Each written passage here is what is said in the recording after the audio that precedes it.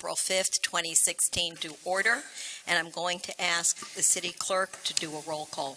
Mayor Weissman. Here. Vice Mayor Shelley. Here. Commissioner Cohen. Here. Commissioner Holtzberg. Here. Commissioner Landman. Here. Commissioner Narodsky. Here. Commissioner Weinberg. Here. Mr. Soroka. Here. Mr. Wolfman. Here. You have a quorum. Thank you. If I can I please ask Howard Weiner to lead us in the Pledge of Allegiance?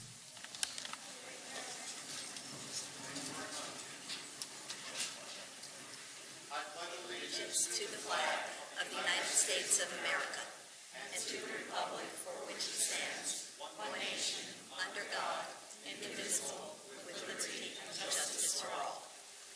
Thank you.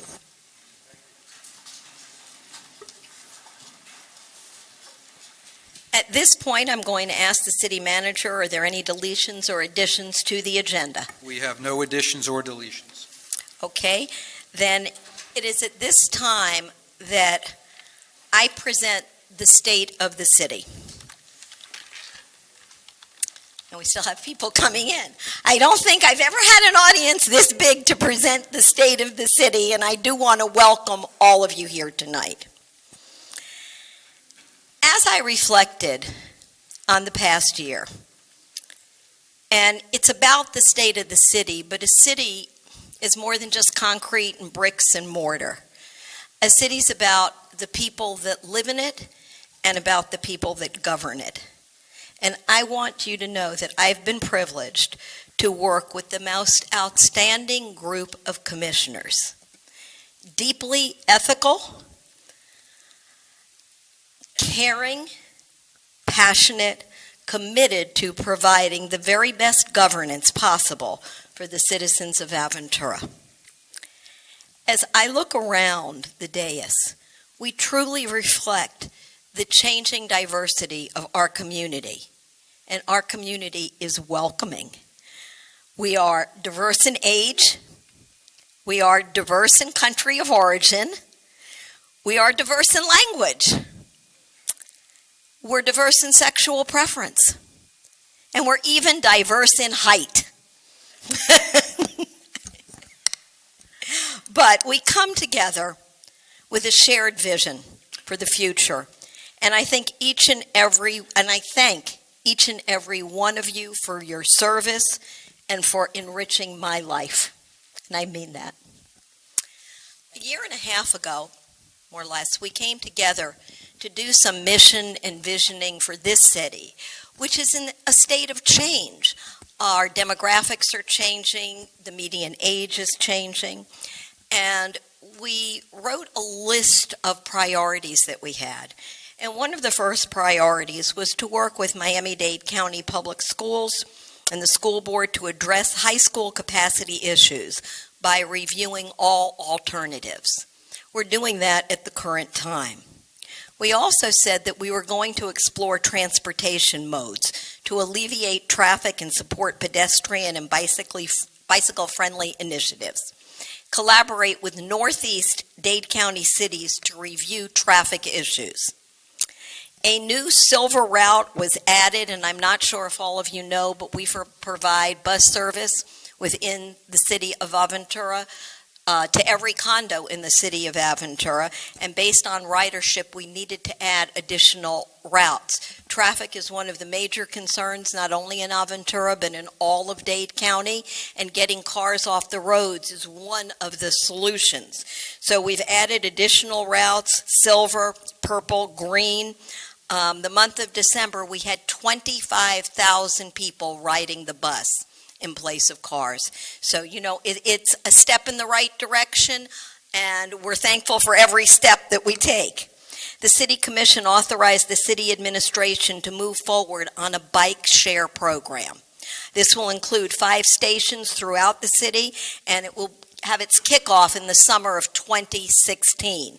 Many of us have seen this in other cities, Miami Beach, and one of our commissioners brought it forward. We all thought it was a great idea. In addition, FDOT, the Florida Department of Transportation, completed a project requested by the city to provide bike paths along the Lehman Causeway to Collins and Biscayne Boulevard. Both Country Club Drive and New 207th Street were converted this past year to dual uses for bikes and cars. Over the next months, FDOT will be adding bike lanes to Biscayne Boulevard throughout the city. The city has applied for a grant for funding to develop a unified master plan for pedestrian and bicycle connectivity. It will include city sidewalks, city parks, the Don Sofer exercise trail, and bicycle lanes on city streets and the Lehman Causeway that will provide for greater mobility awareness for people in the area. Over the year, commissioners and city administrators attended a variety of meetings with the county, with FDOT, and neighboring cities to discuss traffic and traffic issues. And I will repeat again, it still remains the number one problem facing every community in Dade County. We also said that we needed to work with the county to ensure that the hours of operation and the programming at the new library facility addresses all age groups in the city and in our neighboring city. The Northeast Dade Aventura County Library branch opened this past August. It's a state-of-the-art facility. It provides a central place for our community to learn, read books, meet, take classes, and at the urging of the commission, the hours were adjusted. We also committed to monitor and participate in regional efforts to address the impact of rising sea levels. We're not allowed to mention that according to our governor, but we just did. The City Commission approved a contract for the preparation of the comprehensive stormwater management plan. The project is an update of our stormwater management plan and studies the long-term impact of rising sea levels on the city's infrastructure. It will also recommend solutions and capital projects to address improvements to our drainage system. The City Commission adopted a code amendment to establish drainage maintenance standards for commercial property to address standing water issues after rainstorms. Further, we said that we needed to ensure that redevelopment projects that require land use, zoning revisions, do not have a negative impact on the community. At this point in time, the current commission, there have been no redevelopment projects that have been submitted that require a land use zoning revision. We also said it was important to create greater opportunities for community engagement. And I guess it started, and he was here a while ago, I don't know if Michael Stern is still here. I guess it started with Michael and movie night, and movie night has been really successful in Aventura. I think the last attendance last week was well over 1,000, and it's a family activity, and it brings people together. We also added and increased and planned for an arts and jazz festival. That took place a couple of weeks ago. Again, I think 4,000 people attended. As we look forward to the rest of 2016 and to the future, I again want to thank the 6 people that share this dais with me, each bringing your unique talents, your unique perspectives, your history of this city and of humanity. And I know there's no place else for Aventura to be than to be the city of excellence that it is, and I thank you. Thank you.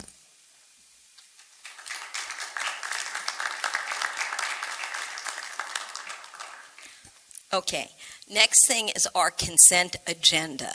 And a consent agenda is normal items that we don't feel we need to debate, and we've already gone through them during our workshop. So I'm going to ask if any member of the commission would like to remove an item from the consent agenda.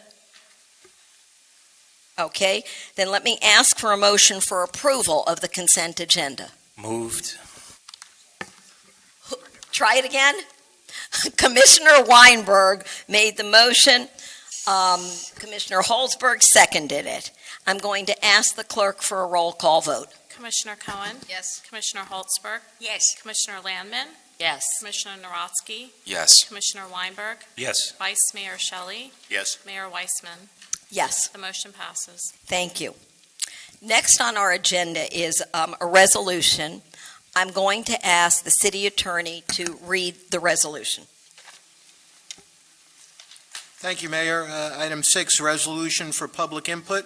A resolution of the City Commission of the City of Aventura, Florida, supporting the development and construction of an iPrep high school for 500 students on vacant lands on the grounds of Highland Oaks Middle School in northeast Miami-Dade County, Florida, urging the Miami-Dade County Public Schools Board to construct permanent classrooms for the Mast Academy at Florida International University in North Miami, providing for distribution, providing for implementation, and providing for an effective date. Can I have a motion for approval of the resolution? Moved. Moved by Commissioner Weinberg, seconded by Vice Mayor Shelley. At this point in time, I'm going to say that the framework for this resolution was discussed at last week's workshop meeting. It supports school choice for area students, including those in Aventura, by supporting the iPrep high school proposed by Miami-Dade County Superintendent at Highland Oaks Middle School, and the construction of permanent classrooms for the Mast Academy at FIU. Since many of us are not aware of what is going on just a little south of us on the boulevard at FIU, I've asked the principal of Mast at FIU, Dr. Matthew Welker, to please show us a very short presentation.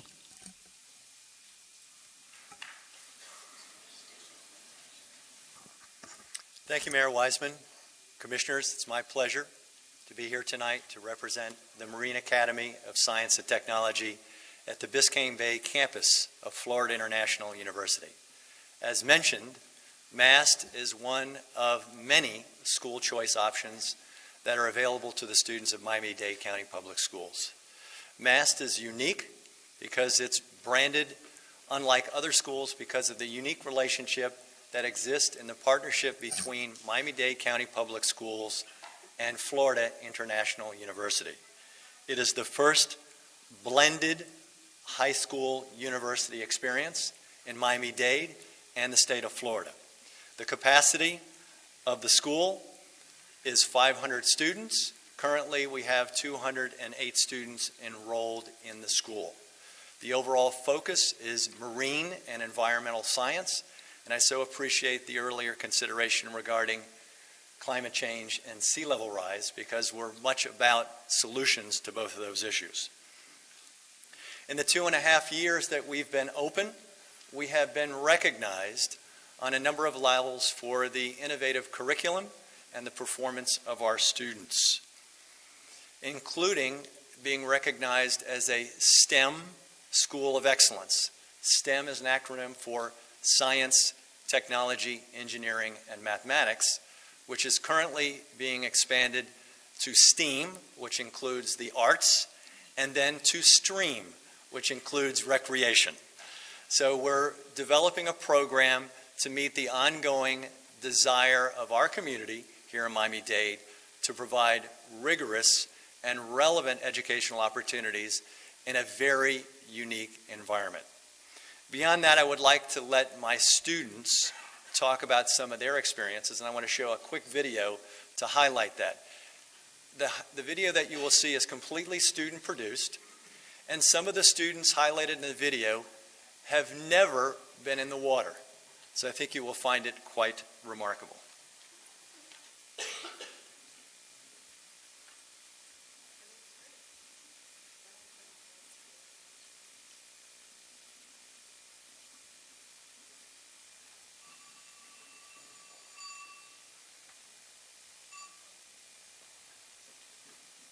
Permit me glasses. Much better.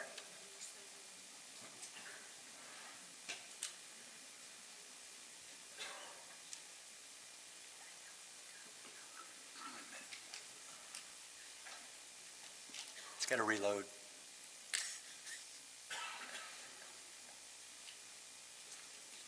Yeah. Fun with technology. Yeah. Still loading.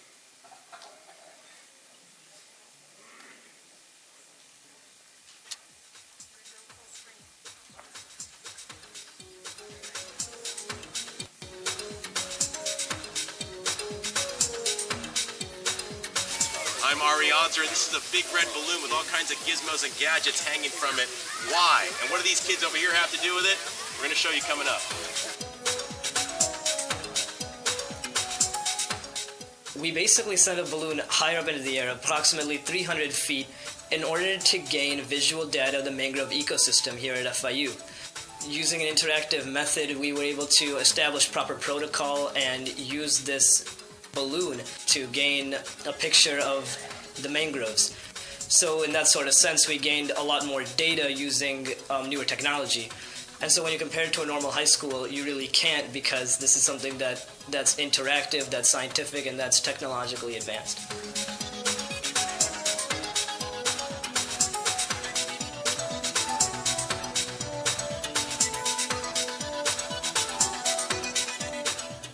And we kayaked out to Sanspur Island. When we actually got there, we parked the kayaks on the shore, and we went a little out into the water, and we just set up a line. This is where we're going to do our collections. And we went on that line and we put down quadrats, which are big squares with little squares in the middle, and it's basically just used to collect samples of life. It was really awesome because, I mean, you hear about all of these scientific methods used, but I mean, going out there and actually doing it, it's a whole different experience, and you can see how like people really fall in love with science, and it becomes a passion. And I'm really excited to be part of this program. I think it's going to be an amazing experience in the years to come. Basically, I've had an opportunity to really be a part of this fantastic program.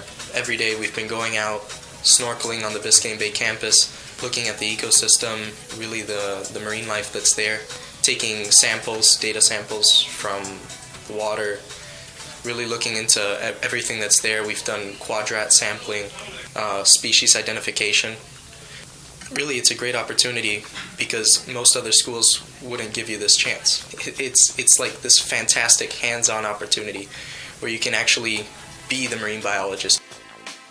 We went out on a research vessel with a research team with Nova Southeastern University, and we caught sharks and we put tags on them, and we also took measurements in order to see the population. It's definitely an experience like no other, out there in the ocean actually catching these animals and coming in contact with them. Along with an amazing scientific aspect to this program, we have a media component that allows us to disperse all the information that we've gathered. Each member of our team has been able to document whatever findings we have garnered, and we've recorded all of it using cameras or camcorders or GoPros. And what we're doing with that is we're going to cut down, we're going to edit it into Adobe Premiere Pro, which allows us to give like a compact sort of video that we can present to other people in order to educate everyone on what we're doing here.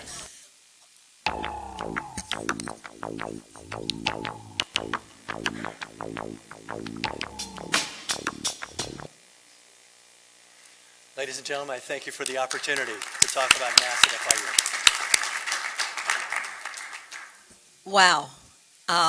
It's pretty amazing, and it certainly shows that education is changing, and one size doesn't fit all. I couldn't imagine doing that in school.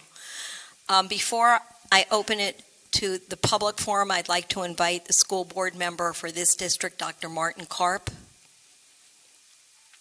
up to say a few words.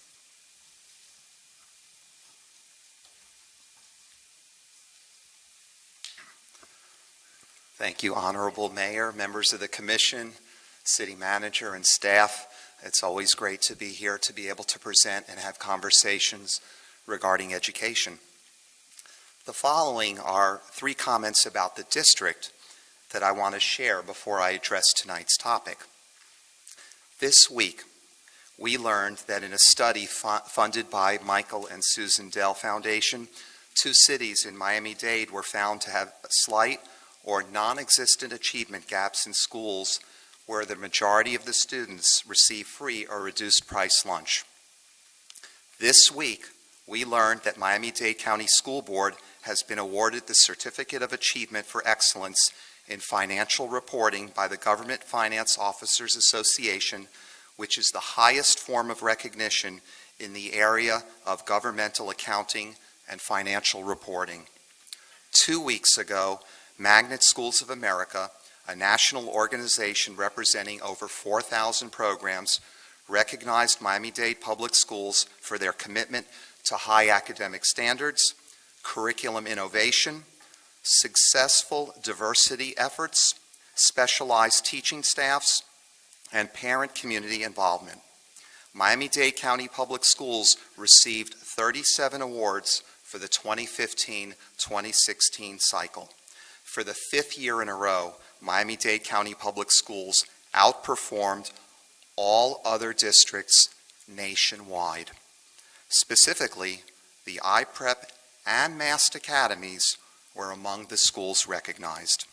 And of course, you just saw a little bit about MAST. Now, regarding tonight's resolution, we have been engaging in an open process and presented a plan to deal with future overcapacity.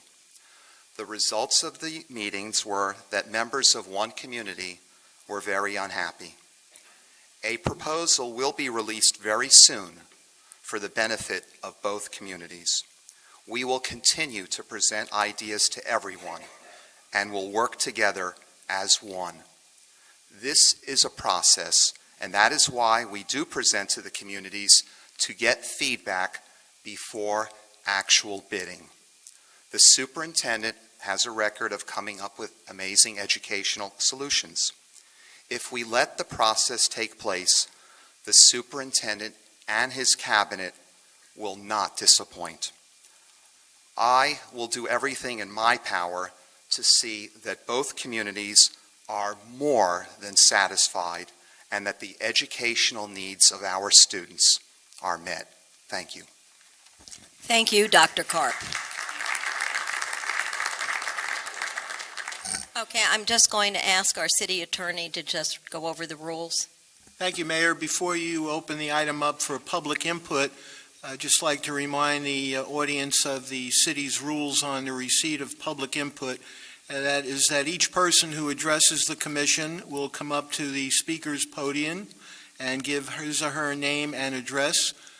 Public discussion is limited to 3 minutes maximum per person. If you would like to state that you support what a prior speaker has said, you may certainly do so. Do not feel that you have to repeat what has already been stated. Also, our decorum rule is that any person who makes impertinent or slanderous remarks, who becomes boisterous while addressing the commission, will be barred from further speaking before the commission by the mayor unless permission to continue to speak is granted by a majority of the commission. Also, as a courtesy, we request that there be no clapping, applauding, heckling, or outbursts in support or opposition to any of the speakers or his or her remarks.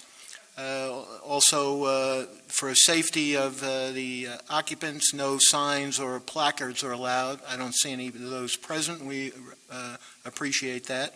And when you do leave after the item, we'd appreciate it if you could do so quietly so the commission could address the remainder of the items. Thank you all very much for your attendance and input to the City Commission. Thank you. Thank you, Mr. Attorney. I just want to recognize the students that are here tonight and let everyone know we have a wonderful opportunity to educate young people about the values of democracy and differing opinions, and we should take full advantage of that in a respectful, meaningful way. With that, I'm going to open the item for public input and request members of the public to state their name and address for the record and come up to the podium.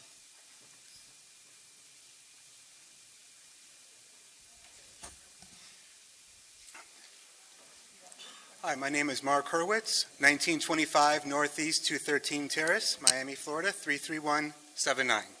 Good evening, Madam Mayor and Honorable Commissioners. I am the president of the Sky Lake Highland Lakes Homeowners Area Association, a voluntary civic group representing the over 13,000 residents between County Line Road to the north, Miami Gardens Drive to the south, West Dixie Highway to the east, and I-95 to the west. We have before us a challenge. Our communities are neighbors. In the spirit of past and future cooperation, we'd like to work with you to find a solution to this issue that works for both of our respective communities. As you know, the site being looked at is at the Highland Oaks Middle School. I have 2 points I'd like to make. I understand that Aventura families see this as a benefit since it is closer to Aventura than Crop High. I hope that those families understand that this annex is designed for the iPrep program, a very specific type of learning environment, and that the annex will be available to any student within the crop feeder pattern who meet those iPrep eligibility criteria. This is not a new high school for Aventura students. And number 2, the residents of our community in Highland Lakes and Sky Lake are overwhelmingly against the location that it's proposed. As your neighbors, I hope that you will consider that the burden, such as traffic, is being placed on us, since the proposed annex would be placed on our community. Our letters to Dr. Karp were not meant to be adversarial against the City of Aventura. We simply were seeking Dr. Karp's support to not build the annex at the middle school. A question for the Commission. What is the reason why you're in favor of placing this annex in the middle school instead of at the high school?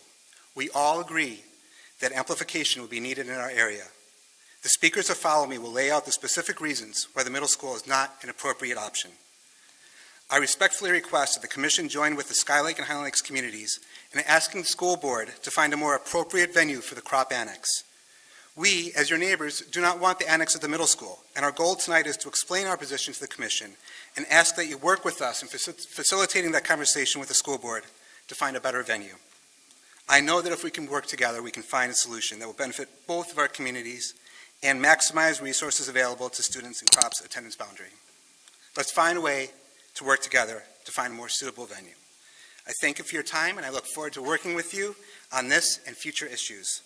I'd like to introduce Howard Weiner, who is our chairman on this issue, and thank you very much. Mark, thank you so much. Mr. Weiner. Thank you, and good evening, Mayor Weissman and honorable commissioners. My name is Howard Weiner. I reside at 21252 Northeast 18th Place in Miami, 33179. I'm a member of the HOA's Board of Directors and chair of its iPrep committee. I am proud to say that I have 2 grown children, one a graduate of North Miami Beach Senior High and the other a graduate of Crop Senior High. I am a retired educator, my last position being principal of Miami Palmetto Senior High School. Here are 3 facts that I bring to you this evening. As of the February 2016 FTE report, which determines state funding to school districts, the official enrollment at iPrep Downtown is 674 students. However, the enrollment in grades 9 through 12 is 183 students. That number of 183 is for an iPrep high school that offers student parking. This will not be available at the proposed middle school site. This is not a good marketing tool for students who dream of the day when mom or dad no longer have to drive them to and from school. Fact number 2, our HOA has adopted a resolution in favor of the iPrep program as an addition to the Crop campus, not as a standalone building at the middle school. Fact number 3, Superintendent Carvalho's statement regarding the need for capacity amplification in Northeast Dade County rings true. His promises made, promises kept maxim is admirable. However, this does not mean his choice of location is correct and in the best interest of all parties. Our very own school board member, Dr. Martin Karp, has publicly posted that he is not in favor of the middle school option. In fact, I forwarded Dr. Karp's public post to each member of this commission, and we thank Dr. Karp for supporting the HOA on this issue. Just some thoughts on this subject. Why not work collaboratively with stakeholders from Aventura and your neighbors to the west, along with school board staff, to seek a possible third solution for a location of the Crop Annex? Why not use the bond revenue to bring needed upgrades to Crop Senior High? You can increase student stations, build a pool, a stadium, renovate bathrooms, AC systems, and much more. Why remove one of the last green spaces along the Ives Dairy Road corridor? After years of being occupied by portable classrooms, the athletic field is now available to physical education classes. Why not look to the future? Why take away land for expansion of the middle school? Residential construction is exploding in our communities. Just look at the 400 apartments under construction on West Dixie Highway.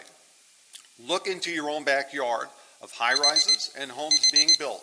Will there be enough? I just need 30 seconds more, Mayor. May I? Yes, you may. Thank you very much. Look into your own backyard of high-rises and homes being built.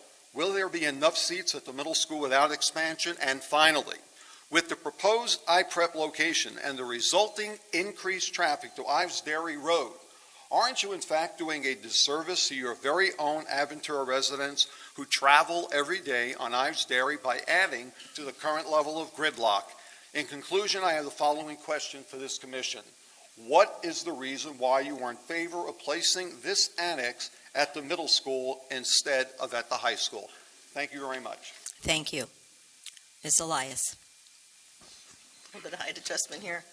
Good evening. My name is Ellen Elias, and I reside at 21224 Harbor Way here in Aventura. I stand before you as one of your constituents very much opposed to adopting the resolution supporting the Miami-Dade School Board's proposal to locate the new iPrep on the grounds of Highland Oaks Middle School. Many of you know that I recently retired from teaching after 35 years. I spent the last 15 years as a teacher as well as a class and club sponsor and coach at Crop Senior High, the school that Mayor Wiseman opened as its first principal not too long ago. Some of you know that I grew up in this area and have lived here for more than 50 years. As a matter of fact, my parents still live in my childhood home in Highland Lakes. The insane traffic that already exists is not my topic, but because of the traffic, it could take almost 30 minutes to get from the iPrep location at the middle school to Crop's main campus on most days. How would the students get to participate in clubs, pep rallies, or school day activities? More significant are the experiences that take place on campus during lunch.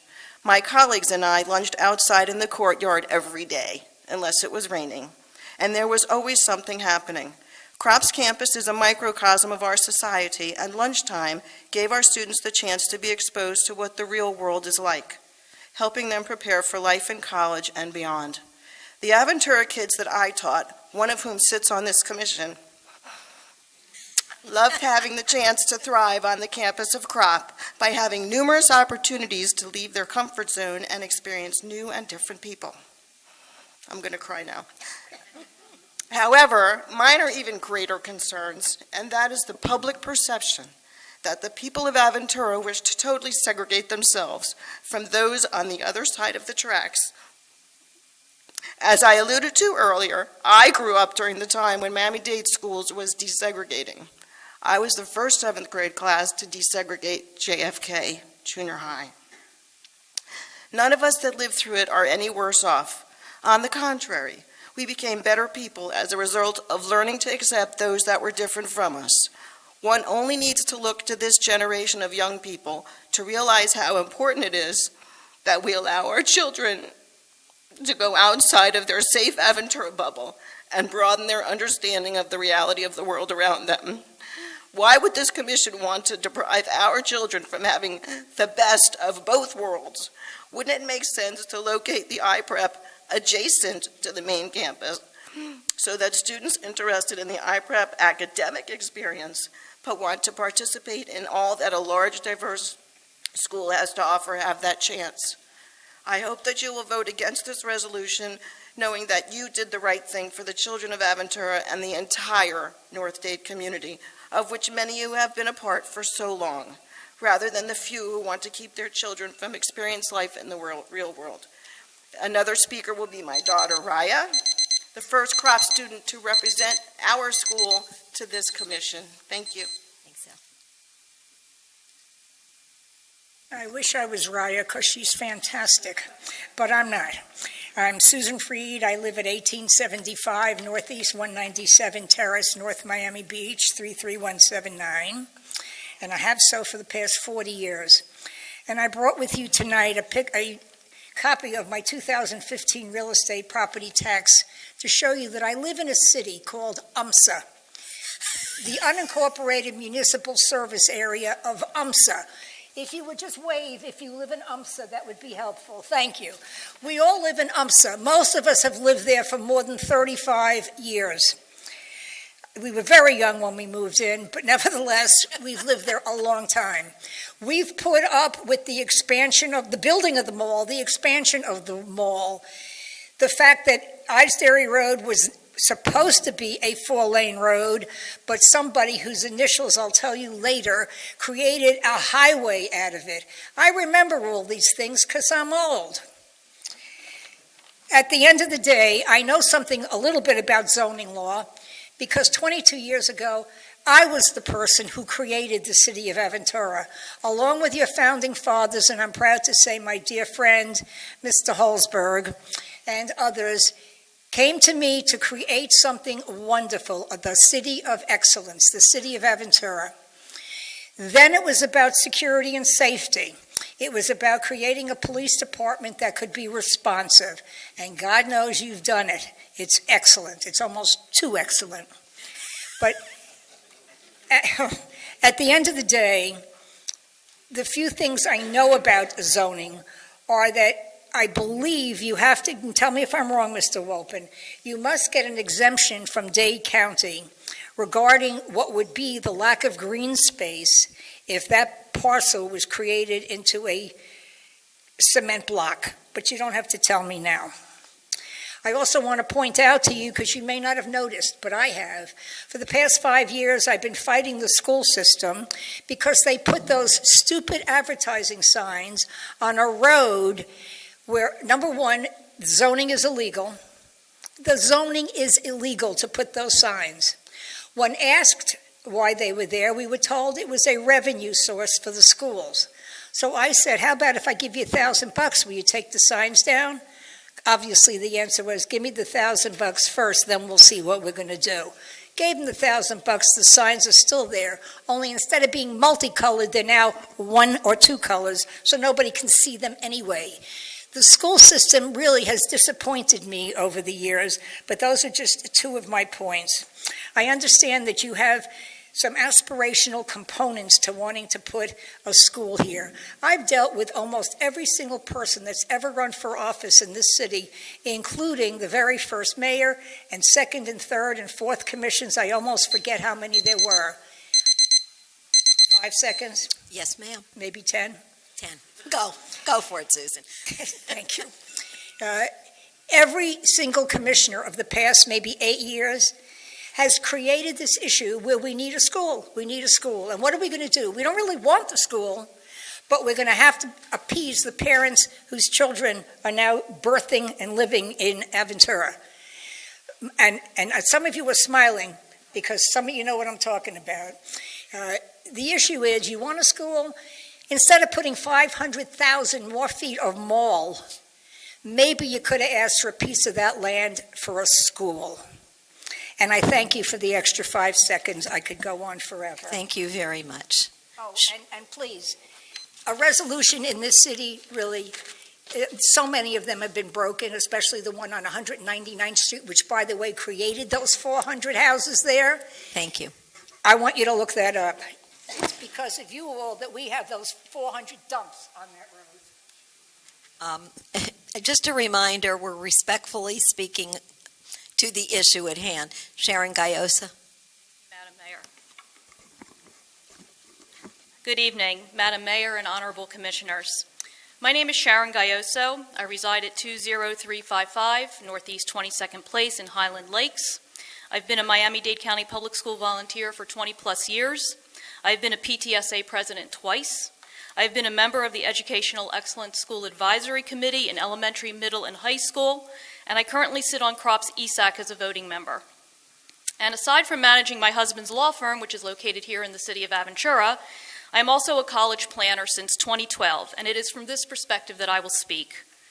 College planning begins as early as middle school when students are enrolled in high school level classes such as Honors Algebra 1, Geometry, Physical Science, and Biology 1. Grades earned in these classes will transfer to the high school transcript and will be seen by college admission officers. The IPREP admission also includes the successful completion of these same classes. But college planning is not just about completing certain classes in middle school. Rather, college preparation includes appropriate planning during 4 years of high school. And this planning may include a student taking numerous AP courses. At CROP's campus, there are 20-plus AP course offerings. They are taught by real teachers, not facilitators, not taken through the Florida virtual school system. There are separate classes for the gifted child. Like the iPrep, there is also the opportunity to take dual enrollment through FIU. College admissions also require student involvement, and as you know, students who attend CROP's main campus are provided with an outstanding opportunity to become involved in a myriad of activities. CROP offers 13 honor societies, 26 special interest clubs, 3 service clubs, 3 equal access groups, 2 student publications, 6 student government associations, 5 performing groups such as cheerleaders and majorettes. There are 16 different sports with a total of 31 teams that service over 500 students.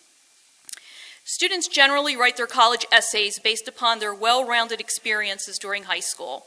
Without involvement, a student will have very little to express in their college essay. If the CROP iPrep is built on HOM's PE field, the student who attends this annex will be disadvantaged regarding their participation in the multitude of extracurriculars available on CROP's main campus. There is simply no excuse to not be involved at CROP's main campus. But for the student who may be isolated in a satellite campus, they will have an excuse. It's called distance. 1.5 miles could become the difference between a successful college admission journey and an unsuccessful journey. CROP High has witnessed their graduating students attend all 8 Ivies, including my son, who went to Columbia. They have had students go off to top 50 colleges, both public and private, over a period of 15 years. Aventura, do not discriminate. Madam Mayor, I have one final sentence. Aventura, do not discriminate against your students. Do not deprive them of attending a well-rounded campus. Build the iPrep at CROP. This will allow all CROP students to participate in extracurricular activities as well as experience a diverse and global campus, a melting pot of sorts, in preparation for their collegiate experience. And again, I reiterate, why are you in favor of placing the annex at the middle school instead of on the CROP campus? And I would like to now introduce Raina Behar. Thank you very much for your time. Good evening. My name is Raina Behar. I live at 19930 Northeast 22nd Court. I am a parent at the Highland Oaks Elementary School and a parent at the Highland Oaks Middle School. I am adamantly opposed for building the annex, the CROP annex, iPrep, on the middle school grounds. I think it is a safety hazard for the elementary school children and for the middle school children. In addition, you said it was vacant land, but the land that they are proposing to build on isn't vacant. That is actually the PE field that is used every day by over 1,200 students. Again, the time having high school students and elementary students at the same place or within a block of each other getting out at the same time is a recipe for disaster. Thank you. Thank you. Raya? Hello, I'm Riley Golly Elias Pouchette, and I have lived at 21224 Harbor Way, number 232, Aventura, Florida 33180, for the past 16 years of my life, so I've clearly grown up here a little bit. The shirt I wear proudly tonight is one that I earned through my involvement with CROP student government. It was not easy work, it was not quick work. It took me years to earn the title of active board member as part of the school's student government. It is no secret that extracurriculars are required for college acceptance, but the reason that they are so highly valued is because it brings people together who can share a common goal and struggle. Whether it is having a teammate who supports you or an equally passionate yet opposing viewpoint in an honor society, student government debate, or on our debate team.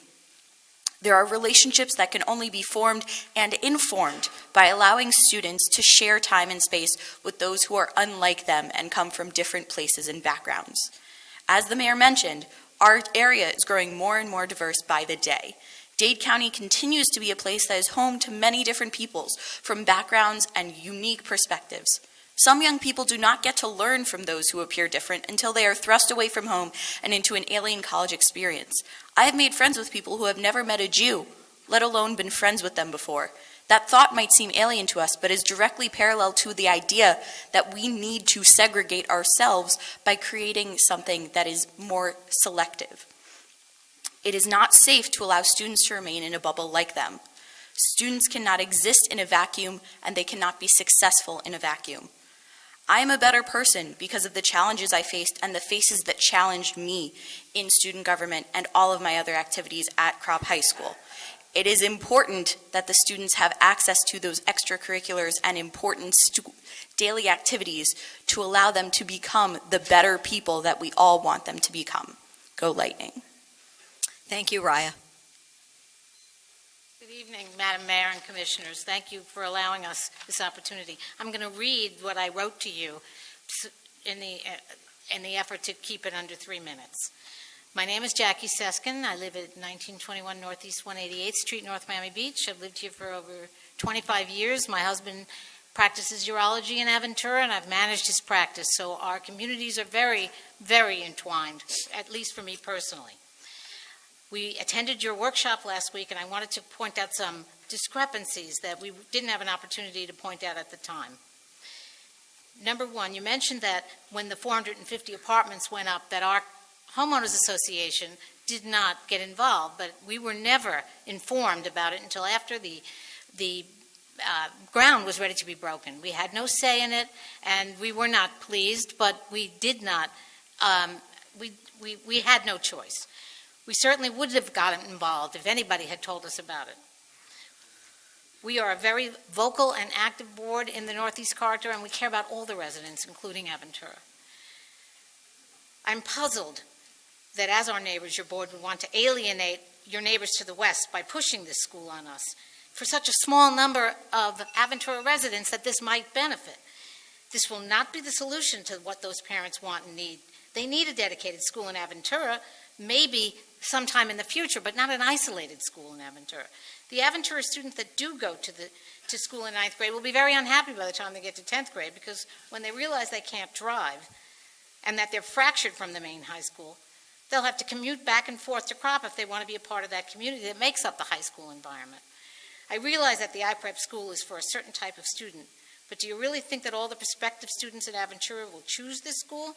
By 10th grade, they'll run for the hills, either going to Crop or to private school.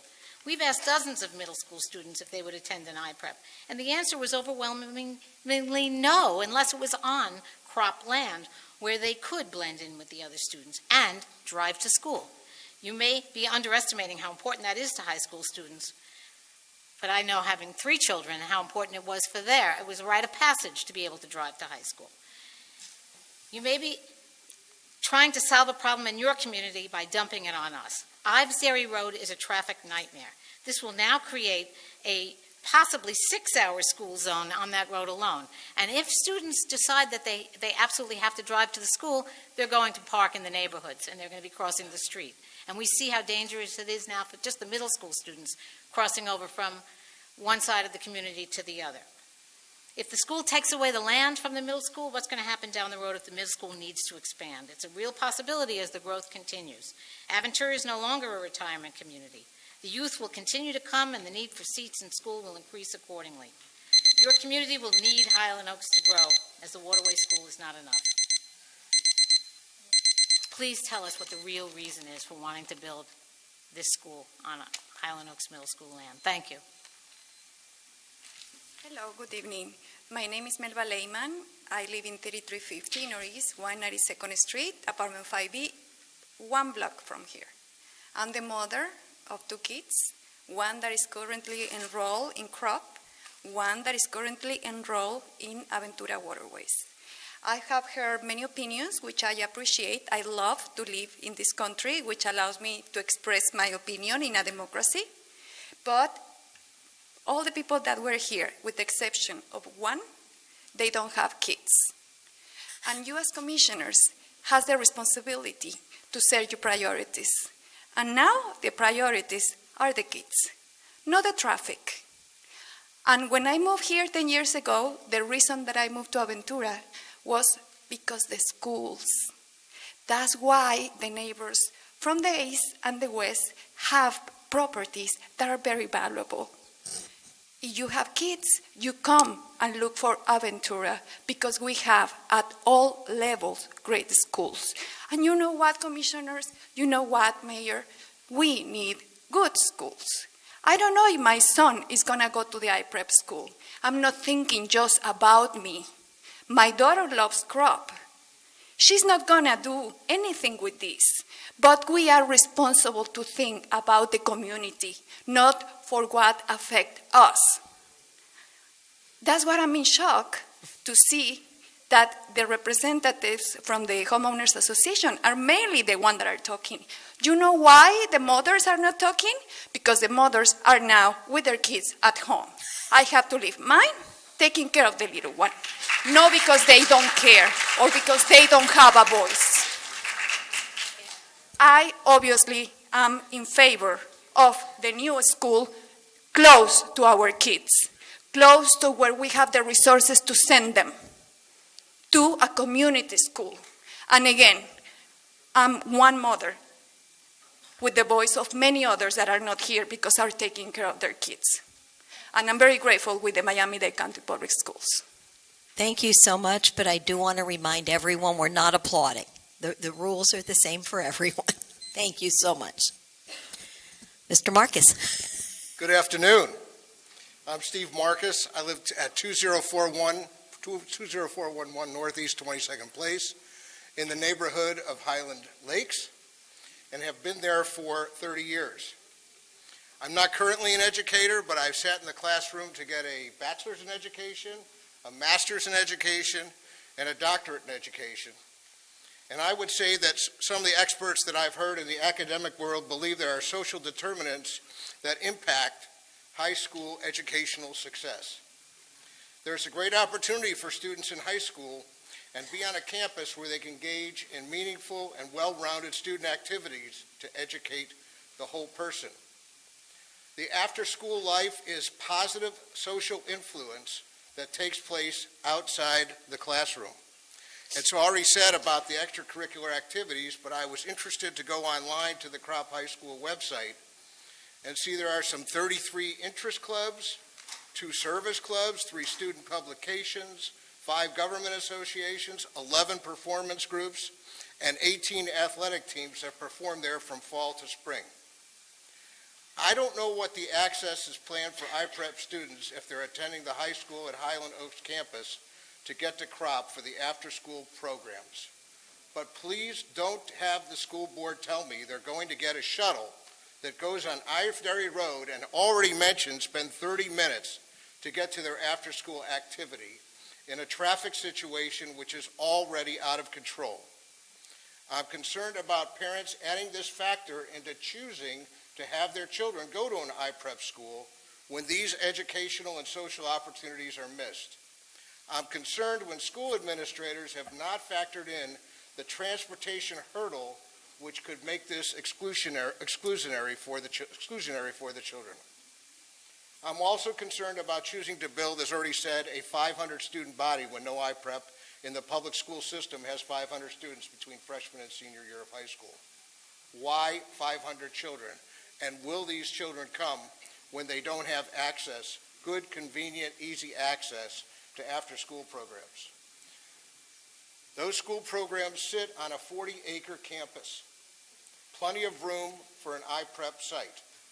Instead, the site plan as proposed backs up to an elementary school and a middle school.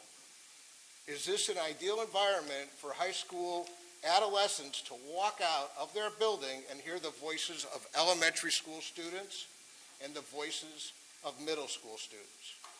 To walk out the door of their building and not, I say again, not interact with 3,000 other adolescents of their age for their own social growth and being part of a student community, which is a true reflection of our broader community. If I were an Aventura parent of a future high school student, I would think that the Highland Oaks Middle School Mr. Marcus? is a bad choice. And by the way, doesn't make the grade. Thank you. Hello, Jay Gayoso. I think you heard earlier from my I'm sorry. 1 second, please, Jay. I'm not taking from your time either. Okay. Stop the timer. Yes, sir? No. Go on, I'm sorry. I have to hit my Apple Watch again to start it, only 'cause Be my guest. that's going to tell me when my time is up. My name is Jay Gayoso. I think you heard earlier from my boss. I work here in Aventura for my wife, Sharon. As you heard, we had 2 children that have gone through the school system. I've been in this area for 40 years. We've twice been residents of Aventura. We currently live in Highland Lakes. We are looking to move back to Aventura, so we're an interesting perspective. I'm both a business owner here and hopefully a future resident here. So here's my problem. I'm former Miami Herald reporter, lawyer 26 years. I know what you guys are here to do. You have to represent your city. And you're being asked to make a resolution now for something that's not exactly in your city. It's almost like being asked to make a resolution on whether you agree to Donald Trump's wall across the border, which I understand it's not your city, but let me tell you why, as a future resident here, as a business owner, this is bad. Ives Dairy Road, imagine an hourglass. I'm sorry, do you need a second there? Excuse me? Do you need a second? I'm sorry. You're okay? Okay. Look at Ives Dairy Road as an hourglass, right? You now have the backup of this side, and I've lived here since we had the train tracks, as some of us know, what it used to be like back then, and you have I-95. We're going to now clog that little middle part more. You don't think, just like stenosis in an artery, that's going to come backwards here and make things harder on us Aventura people, every day? I have clients coming to me saying they don't want to go to my office. It takes 45 minutes in the middle of the day.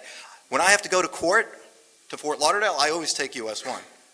If I have to go to Miami, forget it. I don't even know what I do. Sometimes I jimmy around. I have clients that use apps to get around the city just to get around this. Right. So we have this is our problem. It's not their problem.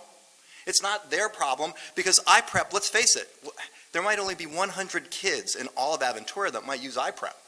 My wife just told you, my kids, one graduated from Columbia, one's about to graduate from University of Wisconsin Law School in 1 month. And has a job in New York City. They would not have gone to iPrep. They don't have the program for them. The top students are not going to use iPrep. So understand, this is a red herring for us. Us. Not them, us. So keep that in mind as you're making your decision. Are you trying to just make it look good for 100 people, or are you really trying to help all of us? And by the way, it's only 1.1 miles from the Highland Oaks Middle School entrance to the Crop entrance. 1 mile is not going to hurt anybody. We have a possibility of people coming back the other way if that iPrep goes there, and people are coming from the west. And we have not even heard from the lower socioeconomic communities yet on this project. So this is a serious situation. Thank you. Thank you, Jay. No, we said no clapping. We said no clapping. Let's be consistent and let's be respectful, and I really appreciate it.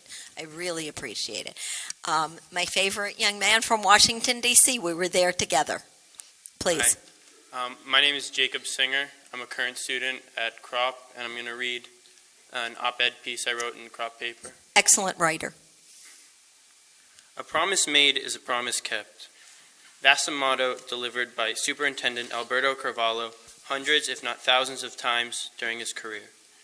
In early December, Carvalho uttered his famous phrase at a meeting at the Aventura City Hall, saying that he promised additional student capacity east of I-95.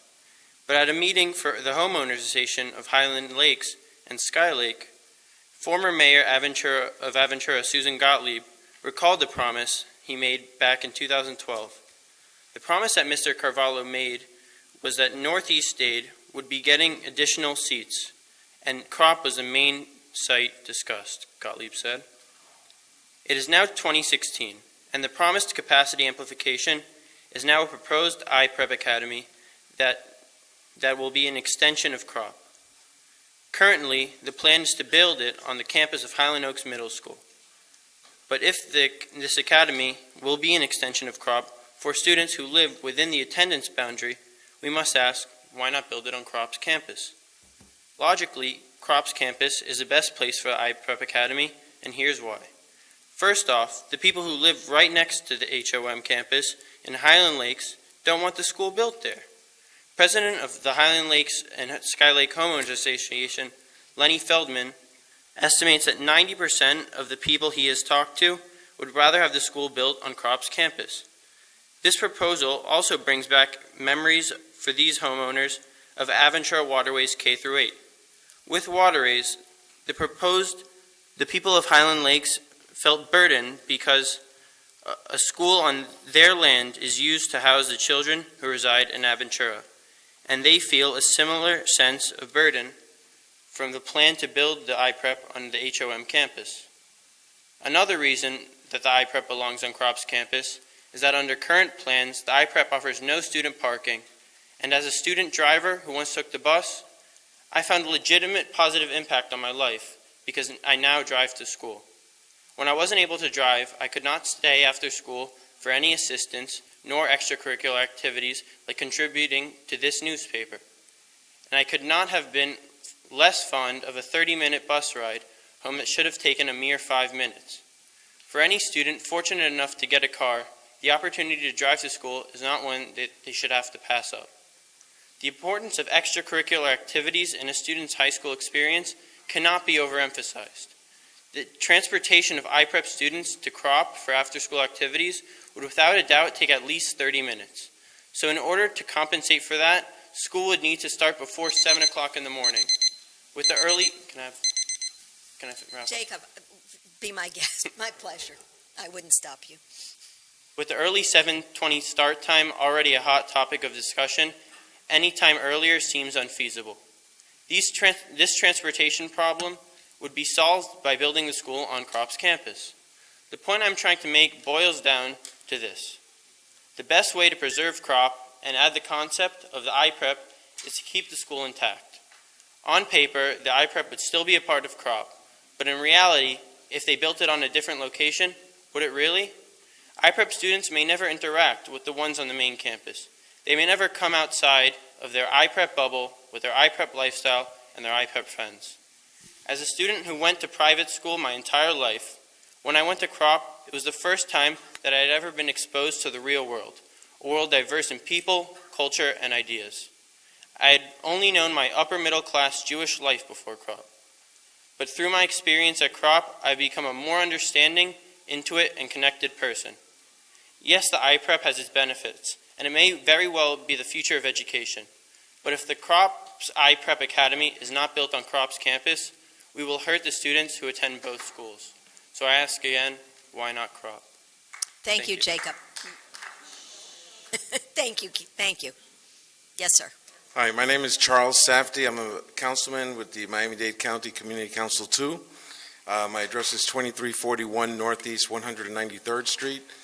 I can only tell you that in the many meetings that I've attended, public meetings, and the many conversations that I've had with many of our constituents, which we do represent, we have a community council that represents unincorporated Miami-Dade County, the northeast section. Overwhelmingly, my constituents are opposed to placing the campus at the middle school location. There's more than ample space on the Kropp campus, and we don't see a reason why, and we do know that we do need the additional chairs, but we don't see why that school can't be built at the Kropp campus. Our community is burdened by, first of all, Aventura Waterways K-8 was built with a functional capacity of little over 1,500, with I think an operational capacity they wanted of just under 1,500. We have over 2,000 students at that school. Most of the students come from Aventura. Same things happening at Ogis Elementary. In fact, I think Ogis Elementary is slated to be converted to a K-8, isn't it? Or expanded? At least expanded. Please, if you're speaking to us. Anyhow, we're also burdened by the traffic, Ives Dairy Road, Miami Gardens Drive. One just has to come there at rush hour, whether it's in the morning or in the afternoon, and you see that most of the cars are either coming out of Aventura or into Aventura. I mean, our community really can't take it anymore. This is a problem that, yes, it's Aventura's problem, but it's a problem that we should work on together. Our neighborhood is more than willing, our community is more than willing to sit down with Aventura and work it out. But, we're tired, I think we're tired of being Aventura's, the poor stepchild. And eventually one day we will be a city to your western border, a city controlling your entry. And I think it's Aventura's best interest to work together with us. Thank you. Thank you. All right, I'm going to say that the people standing in the line, I will close the public forum at the end of the people standing. So I will say it is getting a little repetitive, and if there is something new that you want to bring to the table, we're we welcome to hear something new. Yeah. My name is Jeffrey Mazer. I'm a resident in Highland Gardens, 21200 Northeast 19th Ave. I'll bring you something new by bringing you something old. 1896, Brown versus Board, separate but equal is okay. That's what we would have here. I'm sorry, would you mind speaking more into the microphone? Thank you. A separate high school away from Crop and the mix of people at Crop. 1956, Supreme Court said separate but equal is not okay. But our populations have suffered segregation, de facto segregation of one form or another ever since before then. And the people who suffer are not just those in the lower economic classes, but those in the upper ones who are deprived of the opportunity to know other people.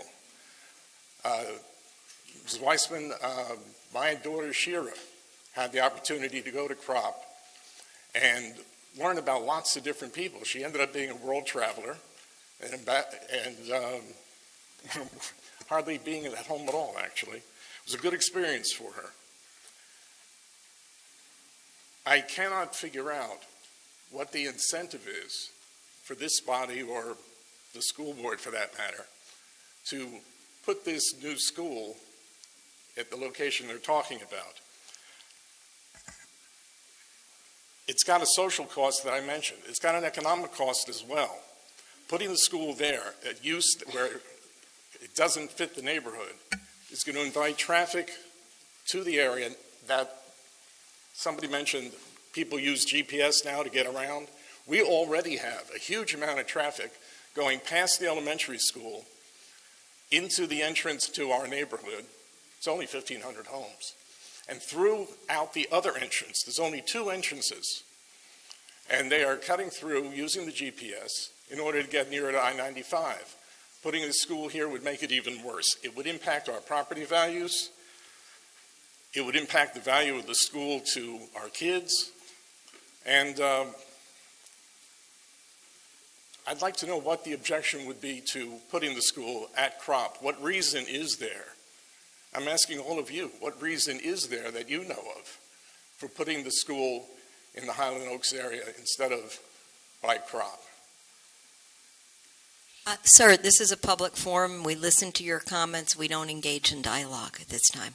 I understand Thank you that, so much, and hearing Mr. no Mazer. reason, I think that's my answer. Thank you. Our commissioners will respond or not respond at the end of the public forum. Hello, my name is Sima Lambert. I moved to Aventura about 10 years ago from New Jersey. I chose Aventura because of the schools, and yes, it's repetitive, and I'm a little bit shocked that there is such a, I'm not shocked, I understand why there is such a large representation, but I want to voice the mothers and the parents of the kids of Aventura. I think they deserve school, they deserve other option, and I don't know if this is the best location, but there is not many parents here because it's working parents, parents that take care of their kids, and there is some parents that are sitting here that was able to get here, but I think I represent a lot of parents from Aventura that think that our kids deserve school, and please consider not to take it off because it is important. Thank you. Thank you. Good evening, Mayor Weissman, commissioners, and all present this evening. My name is Corbin Bolus. I live at 20381 Northeast 30th Avenue, apartment 112 here in Aventura. And I'd like to draw away from all the statistics and opinions brought forth by the people here today and share a personal story. I used to live in Sunny Isles, and moving from 8th grade, I was considering which high school I'd like to go to. Now, the option of Mass at FIU presented itself during the summer of 2013 as an alternative to the high school experience. Now, I can say that I'm not very big on math and science, but I thought that being a magnet school of that name and stature would be good, and I'd be able to draw away from it. Now, going to Mass at FIU, its first year, they had made a lot of promises, and we've been talking a lot about promises this evening, but as much as the promises they made, they didn't keep a lot of those promises during that first year. The educational systems I found were lacking. The extracurriculars almost weren't there until the later end of the year, and the general experience that they had promised wasn't there for us students. I took part in different activities there, including the journalism program, which I now take part at CROP, and different clubs afterwards. But it wasn't what I wanted out of high school. And being shuttled from there to Alonzo and Tracy Morning to go home, I noticed the excitement and the fun that my friends at Alonzo and Tracy Morning were having, because they were able to participate in a wide variety of programs and different classes that suited their individual needs.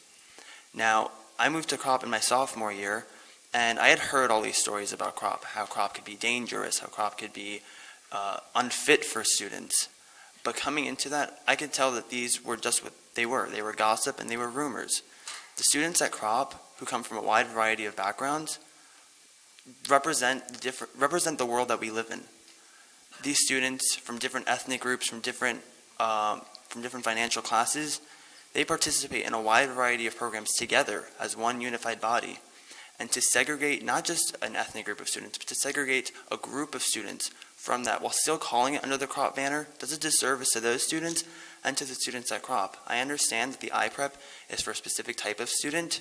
However, by putting it at CROP, by combining those two different environments into one cohesive thing, provides the best of both worlds for these students, for the students in the area, and for the parents at both in Aventura and in the Highland Lakes environment.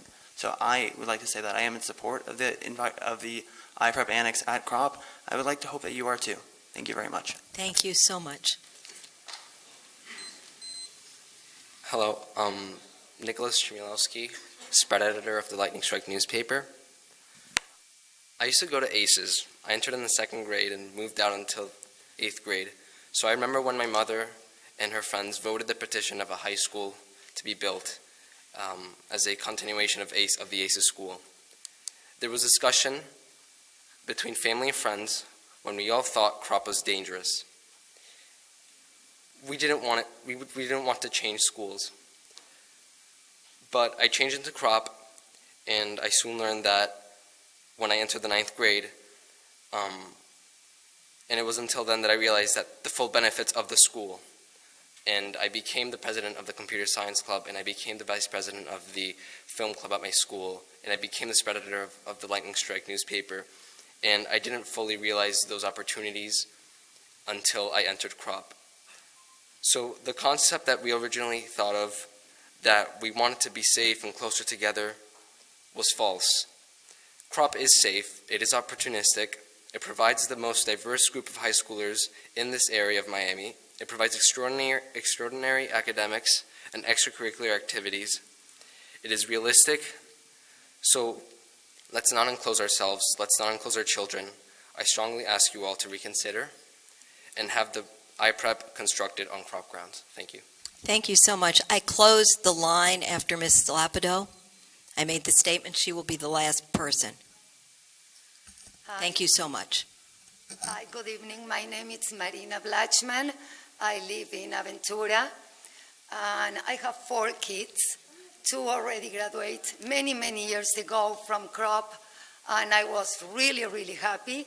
One of my boys was the president of the Music Honor Society, and today he's graduate from engineering, aerospace engineering. But I cannot say anything about CROP, but I think that as a resident of Aventura for almost 22 years, we deserve, and the kids deserve, to have a choice. The ones that they want, they can go to CROP because CROP still be there, and the ones that they don't, they will have the chance to go to the iPrep. I think that we are not talking about a bubble.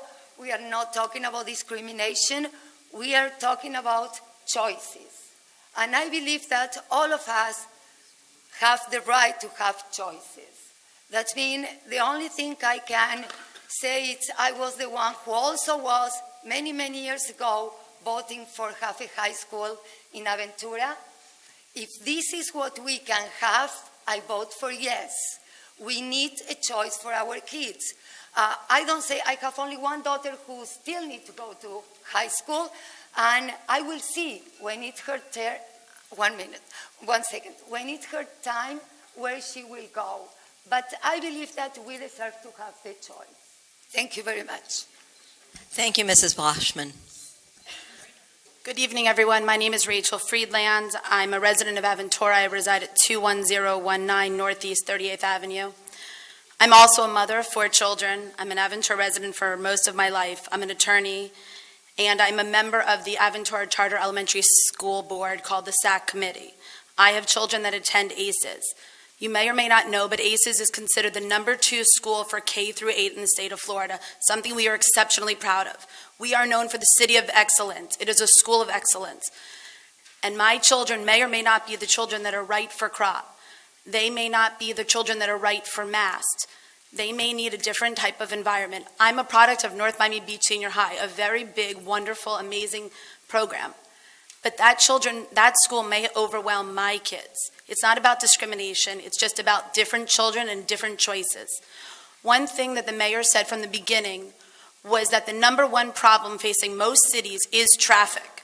Everyone wants to talk about traffic. We all know there's lots of traffic, but every city faces traffic. What our new school on the Highland Oaks Middle School campus is supposed to be is a school with buses, no cars. That eliminates traffic, that reduces traffic. Parents can't come in with their cars, kids can't bring their cars. Okay, some parents can bring their cars. But by the way, as a parent, I may not want my children driving to high school. I may feel safer with them on a bus. This is a security that we're giving children. This is another choice that we're giving. So we live in Aventura. We understand that school's not just for Aventura residents, but it's giving another choice, and I think this is something we can't forget. Thank you so much. Okay, so my name is Frida Lapida. Good evening, Frida. Good evening. Address? I reside in 20953 Northeast 30th Court in Aventura. So first of all, I'd like to thank you for talking about our kids. Finally, I've been trying for 4 years. So I think I want to thank you again for providing an additional choice for our kids' education. I wish that it would be easy. I wish there would be an easy solution for everybody. But I think that sooner rather than later, we should start to take, we should start to think about our kids.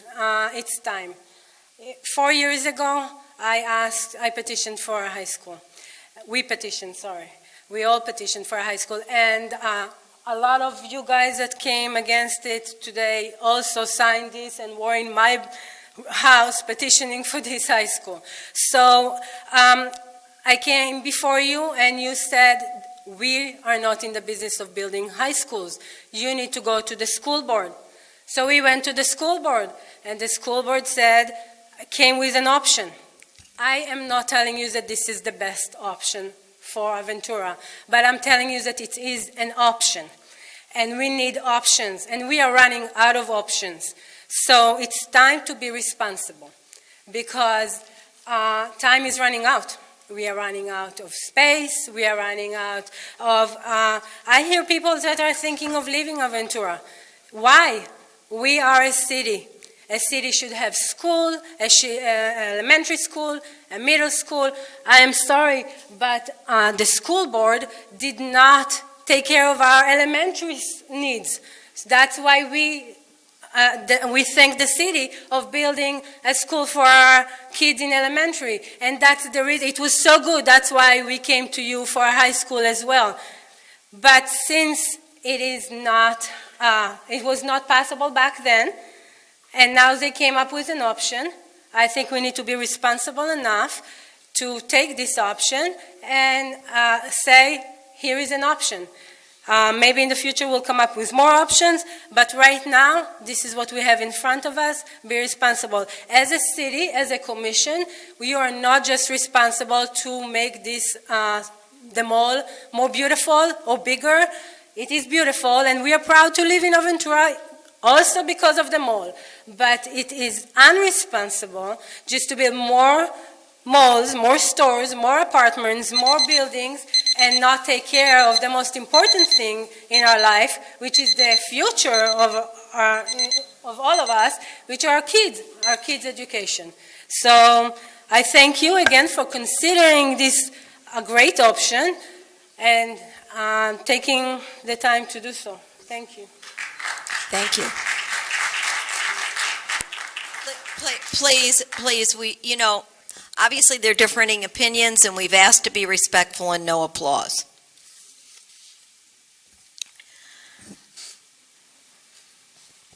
It's really very bittersweet sitting up here tonight.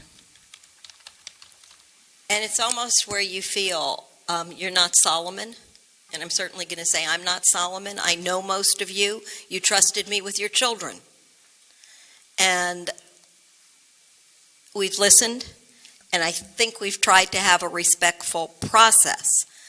I would be remiss in saying that we are elected city officials that made promises during our elections, that listened to the citizens of this city and of their needs. The school system came to us, and all of you were invited.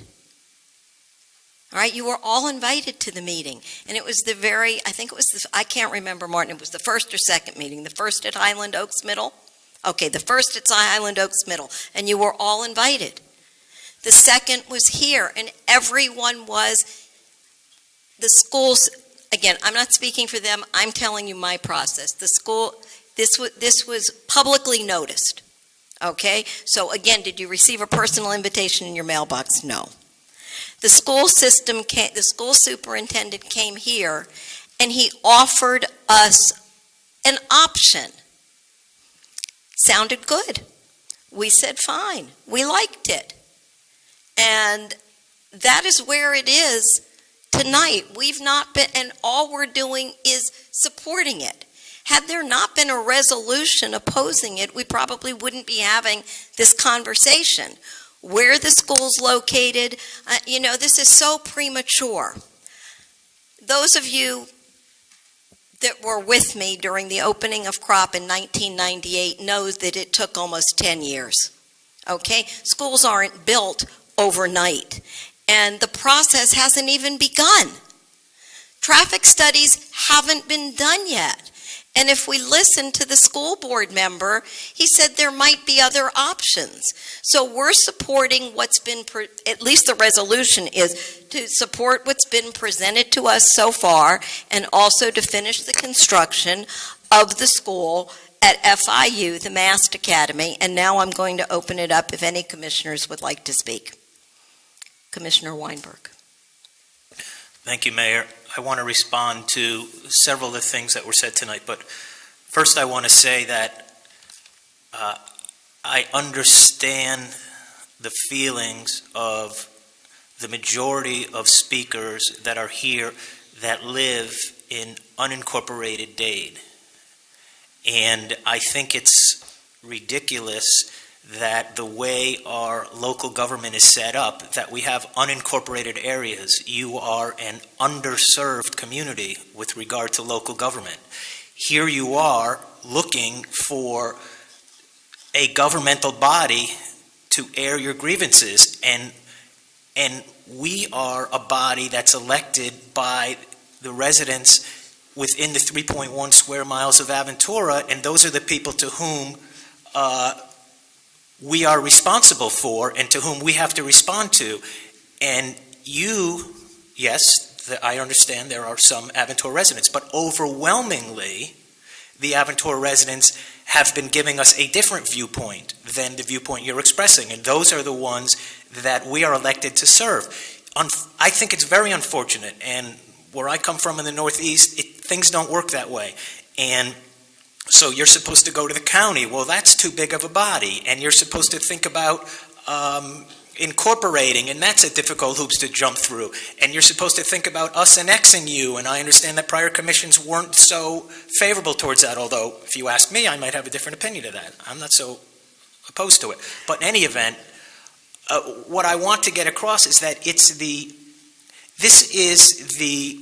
is a school board decision. Many of you stood here and said, why are you choosing that site? Why are you saying that site? We're not. I knew nothing about that site until I came to a meeting here and listened to the superintendent. I've gone to 2 presentations about new schools. One was for MAST in the past 4 months, and one was for IPREP. The school board chooses locations based on things such as land acquisition costs. It makes sense when you think about it. What is the cost of land acquisition for MAST? 0. FIU Biscayne Bay campus is donating the property, hence the location.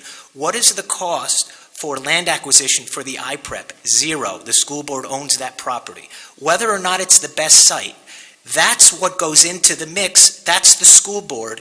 You need to talk to the school board. When some of you say, why not at Crop? Well, if you listen to the superintendent, he explained that these 2, as he calls them, franchise schools, seem to thrive in a separate environment, in their own self-contained. That's what the model is for MAST. That's what the model is for IPREP. Most of the IPREPs are attached to other schools, and the feeling is, again, among the school board, what I heard, and what's on the record, is they thrive. Now, I take exception to a couple of things. Number one, it's not the role of anyone here, other than a student's parent, to say, if you go to a non-traditional high school, you're not going to get into the same college because you don't have a marching band and you don't have this and you don't have that. That's offensive to me, especially as the parent of a son that goes to MAST. And he goes to MAST as a resident of Surfside, not as a resident of Aventura.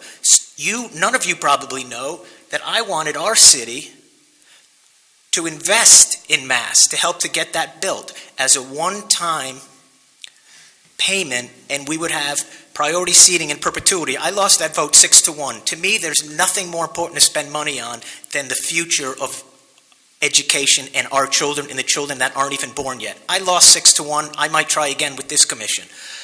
But that's a decision for me to make. My son goes to a non-traditional high school, and he's going to go to college, and he's going to round out his resume however we see fit. How do we see fit? Well, my son happened to start his life in an orphanage in Siberia, so he likes to talk to foster children for his community service, and he goes 4 days a week to the Miami Beach Rowing Center. He likes to do crew. And it's not for anyone there to tell me that you better locate the school on Crop's campus or he's not going to have the same advantage going to college. That's BS. Number 2, I really resent anybody saying that it's an elitist idea, that the purpose of IPREP is so that we can have separate but equal. That's outrageous. I urge all of you to go to MAST Academy and look at the student body. It is the most integrated student body. Look at who my son studies with in the library. Look at who his partners are in his projects. And if you think that it's a lily-white Jewish environment that is protective, he's got to tell some of these kids what a bar mitzvah is, okay? And it's a wonderful thing to be exposed to all of that. So I reject that notion. Now, what I do understand fully is the fact that this is not a good location for your quality of life, and I empathize with you. I understand that. I have said, you have very, very good people, very good leaders. I know Mark, now I know Howard, I know Susan, I know a lot of you, and I see you in other environments. And we are neighbors, and we are going to continue to live together and get along together. But in this case, you have a situation that's not going to be a value added to your day-to-day quality of life. I get that. And I've said to you on the record in the last meeting, I promise you I would be doing the same thing you're doing. I've done it before when high-rises were being built in neighborhoods where I thought they didn't belong. I was out there every day working hard and working and lobbying. I get it. I just want you to understand that what this resolution is tonight, it's not about us deciding what the best location is. That's not what it is. We're saying, given what the school board has told us, what the school system has told us, what they've told us is there's going to be a massed academy on the FIU campus and there's going to be an iPrep at Highland Oaks. We're saying, build it already. That's all we're saying. Build it. Stop talking about it. My son, I already know, is going to graduate before there's a building. It's not for my son. It's for the kids that are going to go in the future. They only have 208 students. They want 500. Every student that goes to Mass is a student that's not going on Ives Dairy Road. But why don't they have the students there? They don't have a building.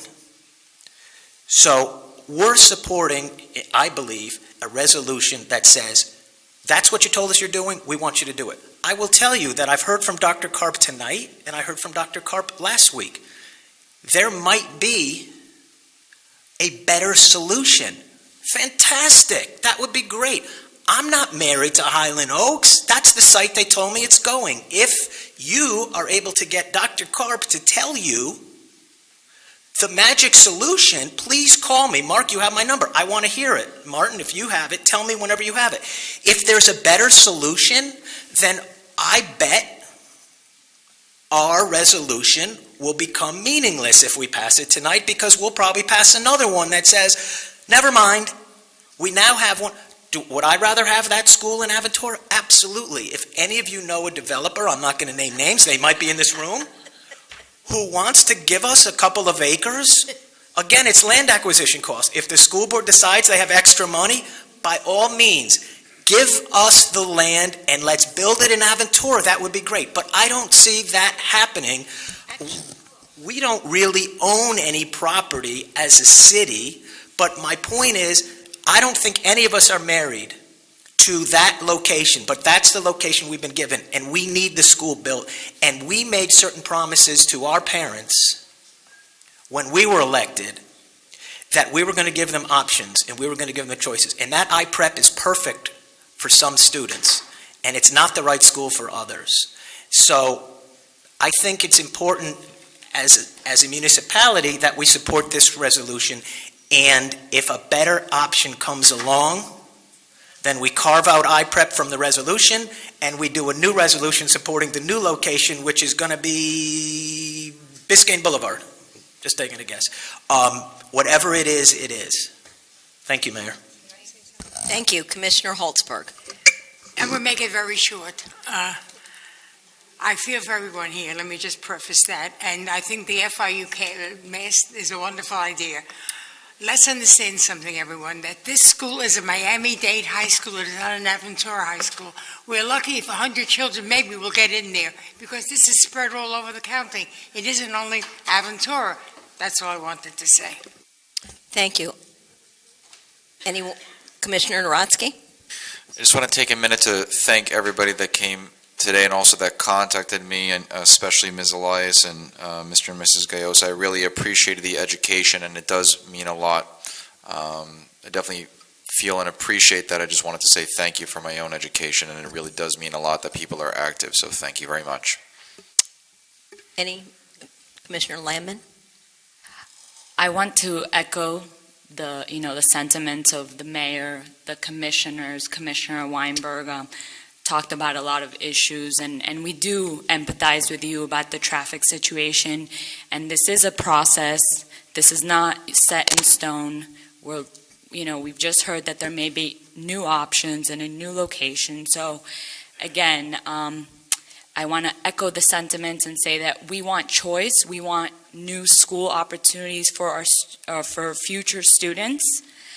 So that's something that, as a commission, we discussed.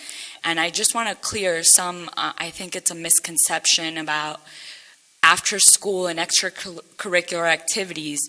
iPrep at least the iPrep downtown right now has many activities available. So it doesn't mean that the students will not be able to participate in clubs or have their own journalism or have some other activities. And the iPrep campus downtown is also a very diverse campus. So I do want to, make sure everybody is aware of that. And, we do thank you for being here. It's important that we hear what you're saying. You're our neighbors. We need to work together. But we are also listening to the residents of Aventura and the parents of students who are going to be going to high school. And, we'll be working together. I don't think this is the end of that conversation. Thank you. Thank you, Commissioner. Any other comments from the commissioners? Commissioner I Cohen. had a great experience at Crop. I played basketball, softball, soccer, volleyball, and I was part of name insert club. And I understand your sentiments. And I think that I attribute my success and the person that I've become to the teachers, Ms. Elias, to the principal, to the staff, and also to the students. But I think Commissioner Weinberg really put it all out on the table. We've been struggling for many years, and we understand the population increase. We were given an option. We're taking the option, saying we're supporting the option because we need something. Give us anything. Give us something. But I think that you're coming to the right body, but there's a stronger body that can help, and that's the county and that's the school board. And if you show up in the same numbers that you are here today, I think that there can really be a voice as they consider other options. Thank you. Commissioner Vice Mayor Shelley. Yeah, just very briefly. Look, I dread the traffic on Ives Dairy Road, as you all do. We can't get down it now, so I don't think we all argue about that point. I think it's quite obvious what the effect of the school there will be. However, in listening to our representative, Dr. Karp, he tells us he's against it. He's our voice on the school board, and he's looking, if possible, for other locations, and I may be wrong, but from what I understand, he wasn't absolutely in favor of this particular location. Now, that being said, I think we're all losing track of something more important, and that's education. This board has absolutely nothing to do with the location, where it goes, when it goes, or how much it's going to cost. But what we all should be here tonight thinking about is the fact that there will be room for 500 more students to get an education. The demographics of Aventura and North Miami Beach has changed. Aventura used to be a much older crowd of people. The age group is growing, is lowering by approximately a year to a year and a half per year. The average age now in Aventura is in the 40s, high 40s, mid 40s, which means there's far more children coming into the area and there's less and less places for them to go to school. So as much as everybody wants a school, nobody wants it in their backyard, and I understand that, and that's pretty obvious by tonight, and I don't blame you.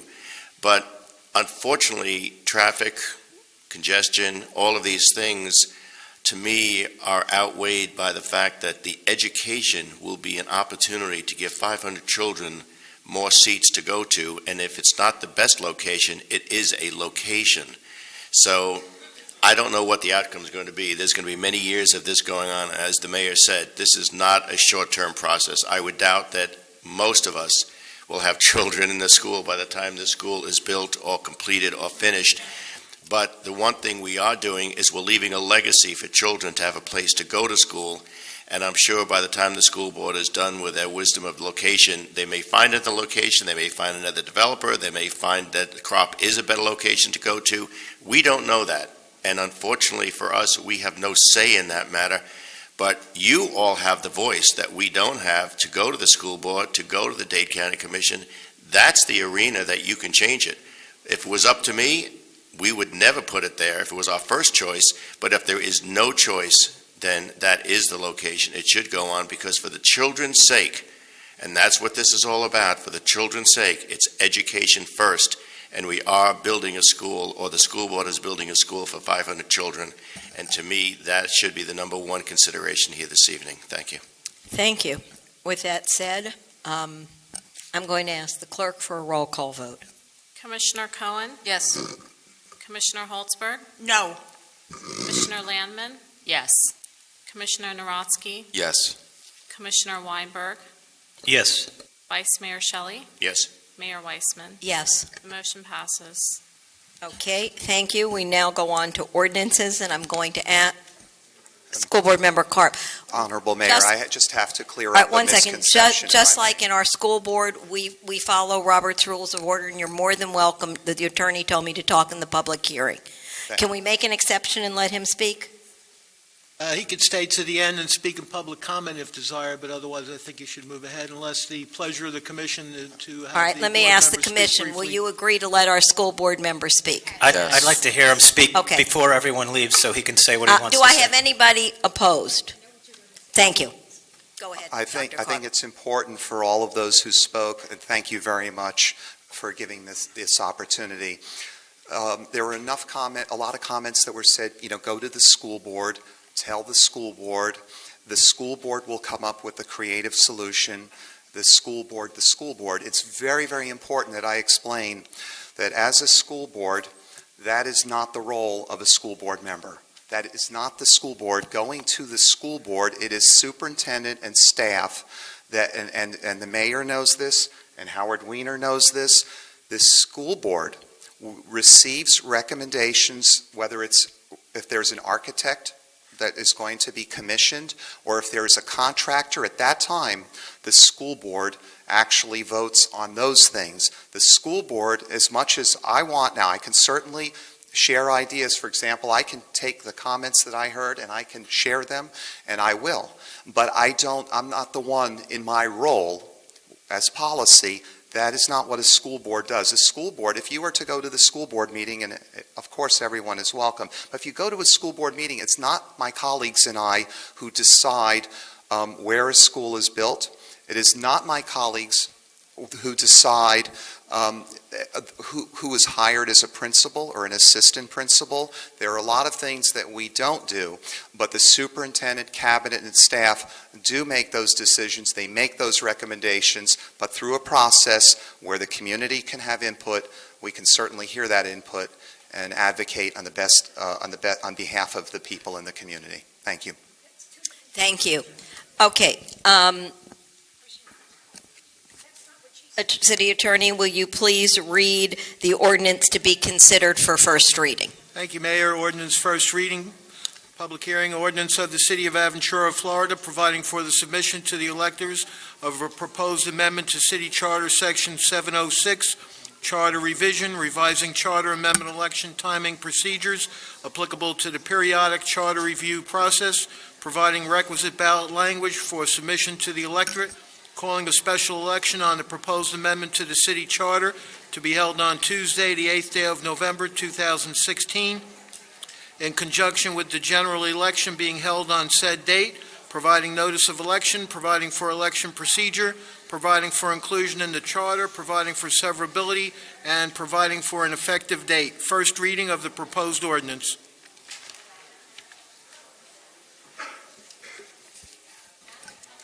I'm just going to wait 30 seconds to let the people exit.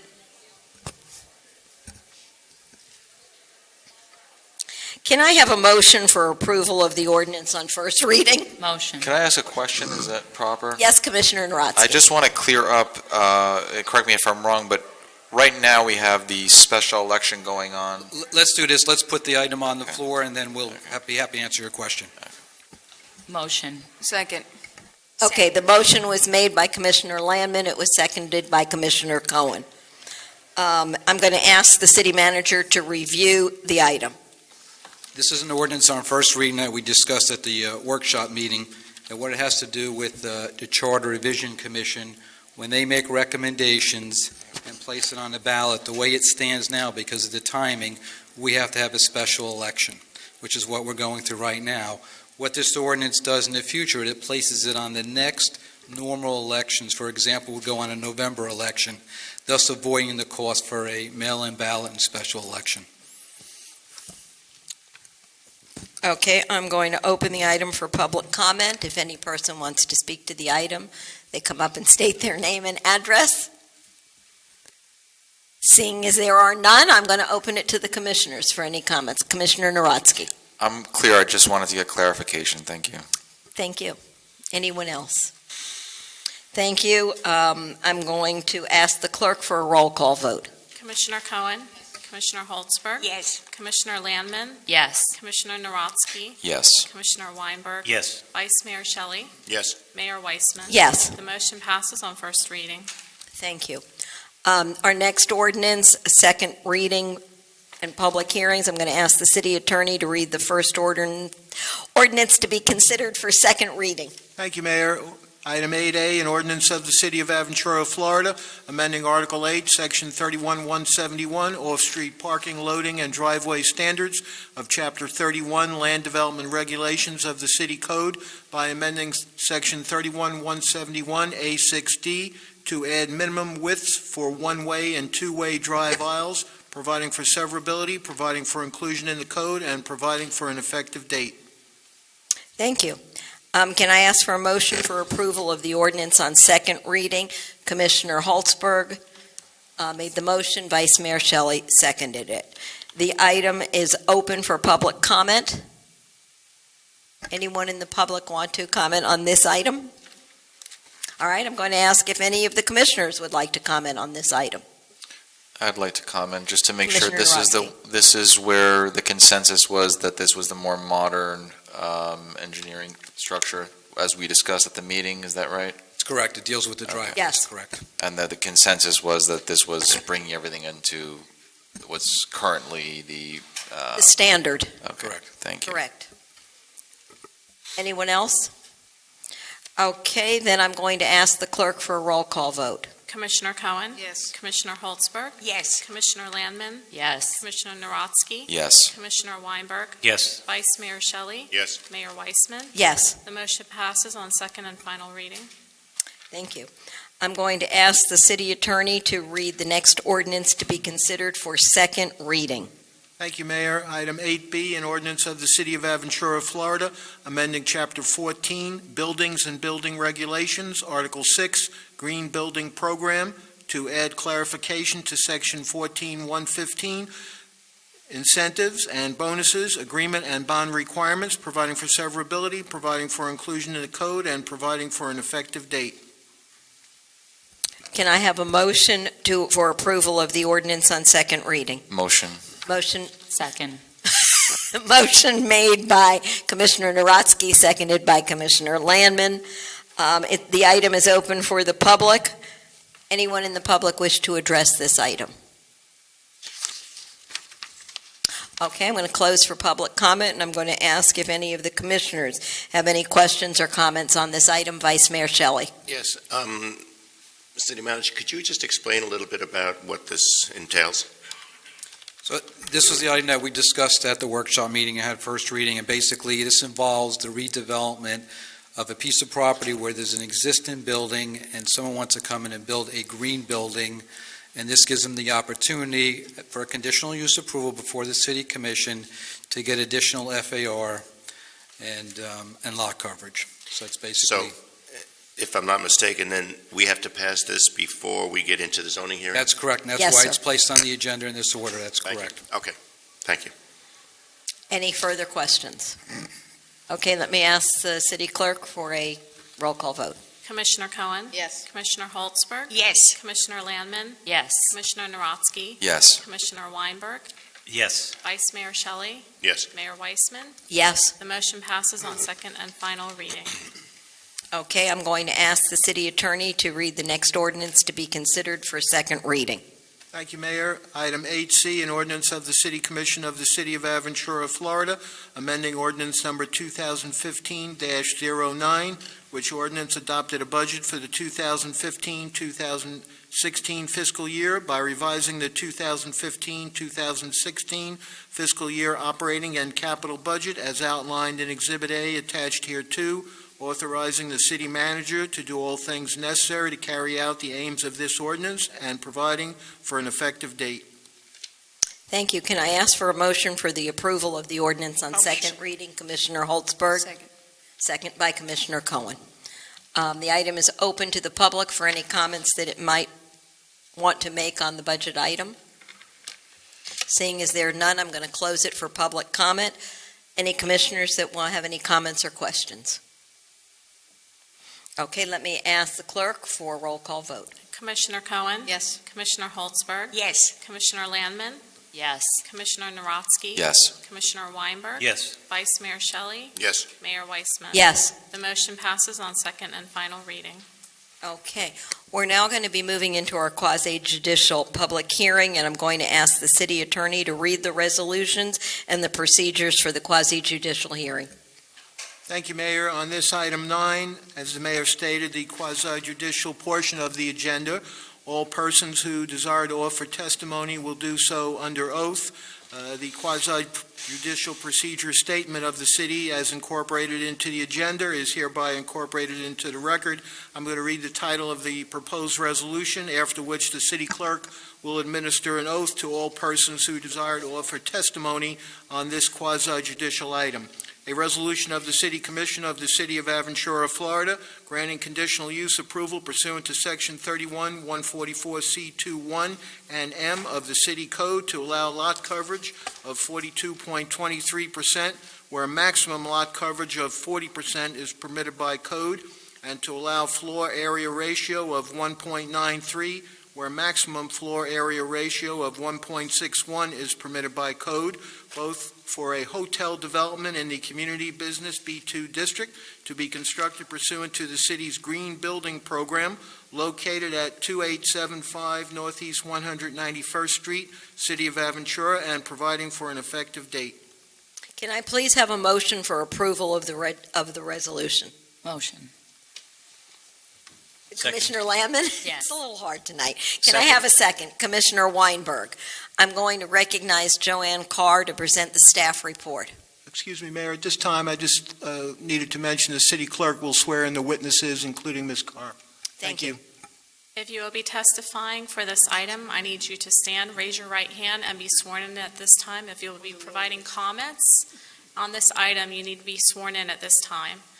Do you solemnly swear or affirm the testimony you're about to give is the truth, the whole truth, and nothing but the truth, so help you God? Thank you. Proceed, Ms. Carr. Thank you, Mayor. I've been sworn in. I would like to enter the staff report into the record. The applicant, Turnberry Plaza Limited, is requesting conditional use approval to allow increased lot coverage and increased floor area ratio for a proposed hotel development at 2875 Northeast 191st Street.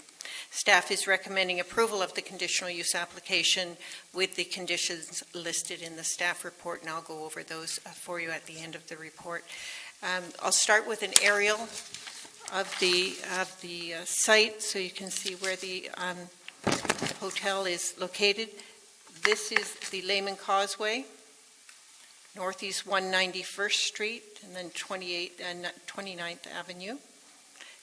This is the entire site. There is an existing 10-story office building in the southerly portion of the building, and the hotel is proposed in this area outlined in red on the northern portion. And this is the site plan.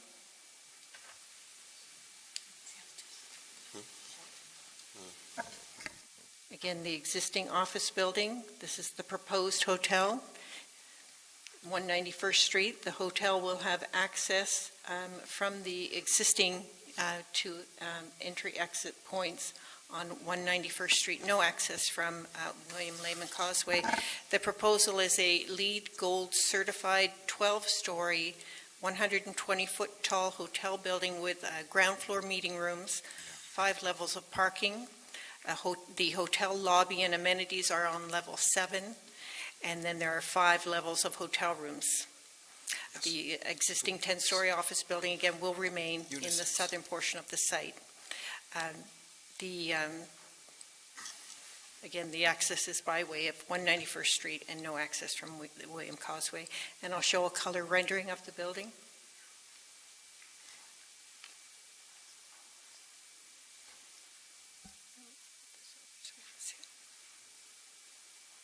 There we go. This is the building elevation that you'll see from, if you're driving along the causeway or to the north. And this is the entry level that you'll see from the site itself behind the office building.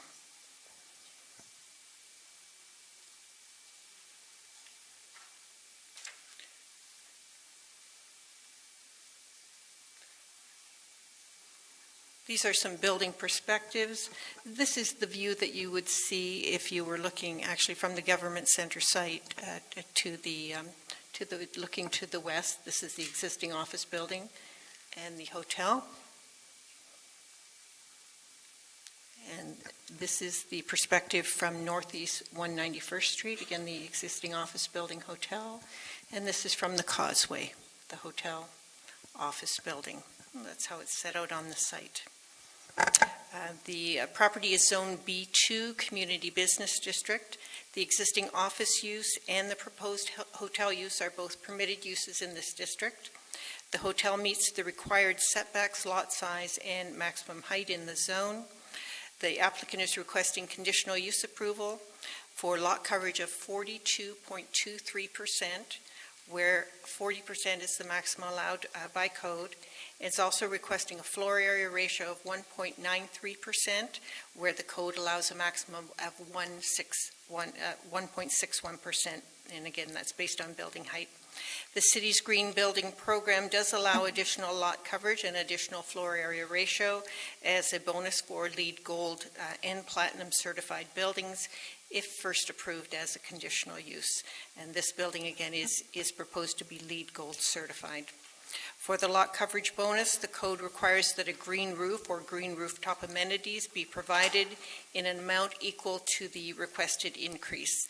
The applicant is requesting a 2.23% increase in lot coverage and has provided 7.73 in landscape open plazas on both the 7th and 8th level of the hotel. So that criteria is met and exceeded. For the floor area ratio bonus, the code allows a bonus of up to 2.0 for floor area ratio. The applicant is requesting 1.93, so more than allowed by code, but less than the maximum allowed by the bonus in the green building program. The applicant will be required to fulfill the other conditions of our green building program, those being a signature and recordation of an agreement and covenant with the city to confirm the building's registration with the LEED program, the proposed certification level, maintenance of the green building design elements, and provisions of a performance bond to guarantee attainment of that certification level. Staff has analyzed the application using the criteria for approval of conditional uses in Section 3173C of the City Code and finds that the application does meet those criteria. The staff recommendation is subject to the following conditions: that the plans submitted for building permit substantially comply with the plans that are submitted with this application, that the building permit be obtained within 12 months of the date of the approving resolution, failing which the approval will be deemed null and void. The City Commission may, by resolution or motion at a regular meeting, grant up to one extension of 6 months for good cause shown by the applicant. Prior to the issuance of a building permit, the applicant shall enter into and record the Green Building Program Agreement as required by City Code in form satisfactory to the City Manager and City Attorney, provide the performance bond of 5% of the construction cost to guarantee attainment of LEED Gold certification, fulfill the conditions of approval of a final plat, which was approved by the City Commission just recently by Resolution 2006-08, record the release and vacation of a 15-foot water and sewer department easement along the easterly lot line, submit and receive approval of a job site plan, and that's the plan that's required by our ordinance 2006-05, and it describes how the actual construction is going to occur, how it's going to be staged, how the construction site is going to be secured, how it's going to be maintained, those type of things, and it's a requirement of all new development. Provide to the city a copy of the FDOT drainage permit, what they will need because they're next to the causeway. Provide evidence to the city that the existing site drainage has been cleaned and lamped. And then prior to issuance of a certificate of occupancy or temporary certificate of occupancy, the applicant shall provide an as-built survey and elevation certificate in the form approved by the city. Record the final plat as approved by the City Commission. Provide evidence of compliance with City Code Section 31232 regarding public safety radio systems. And the last condition is to repair any deficiencies found in the site drainage system and or replace any necessary drainage structures to the satisfaction of the city. That's a kind of a unique condition, and it's because usually we have a development site, it's brand new, the drainage system is brand new. Here we've got an existing drainage system, so we just want some safeguard to make sure it's clean, inspected, any deficiencies are repaired, and it's operating properly before we issue CO. And I'll be happy to answer any questions. Any questions for Joanne Carr from the commission? What is the setback on the building from the Lehman Causeway? I believe the rear setback is 20 feet. Let me just check the site plan.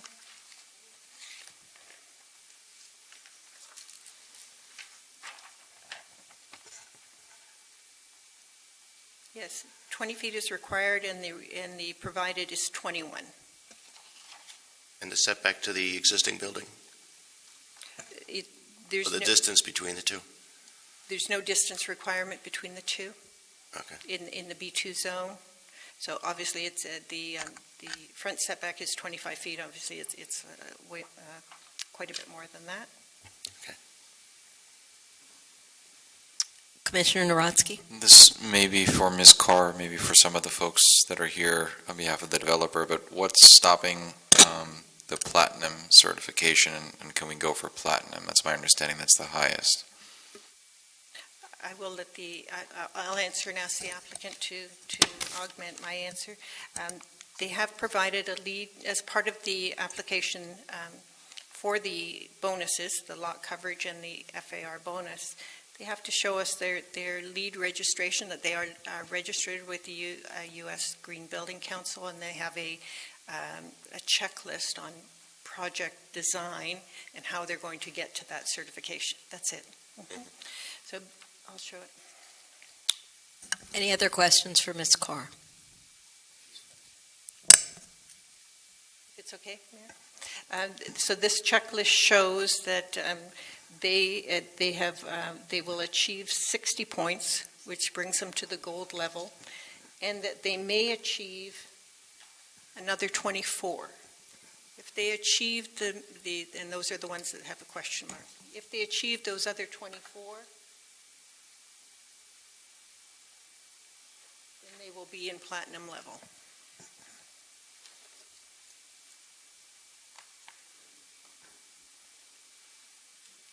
When does construction stand to begin on this, roughly?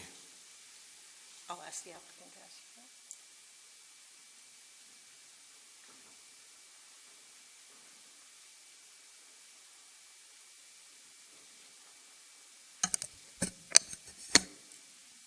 that. Good evening. I'm Larry Abbo of Prime Group, representing Turnberry Plaza. Thank you for the time today. To answer your question, we are interested in starting as soon as possible.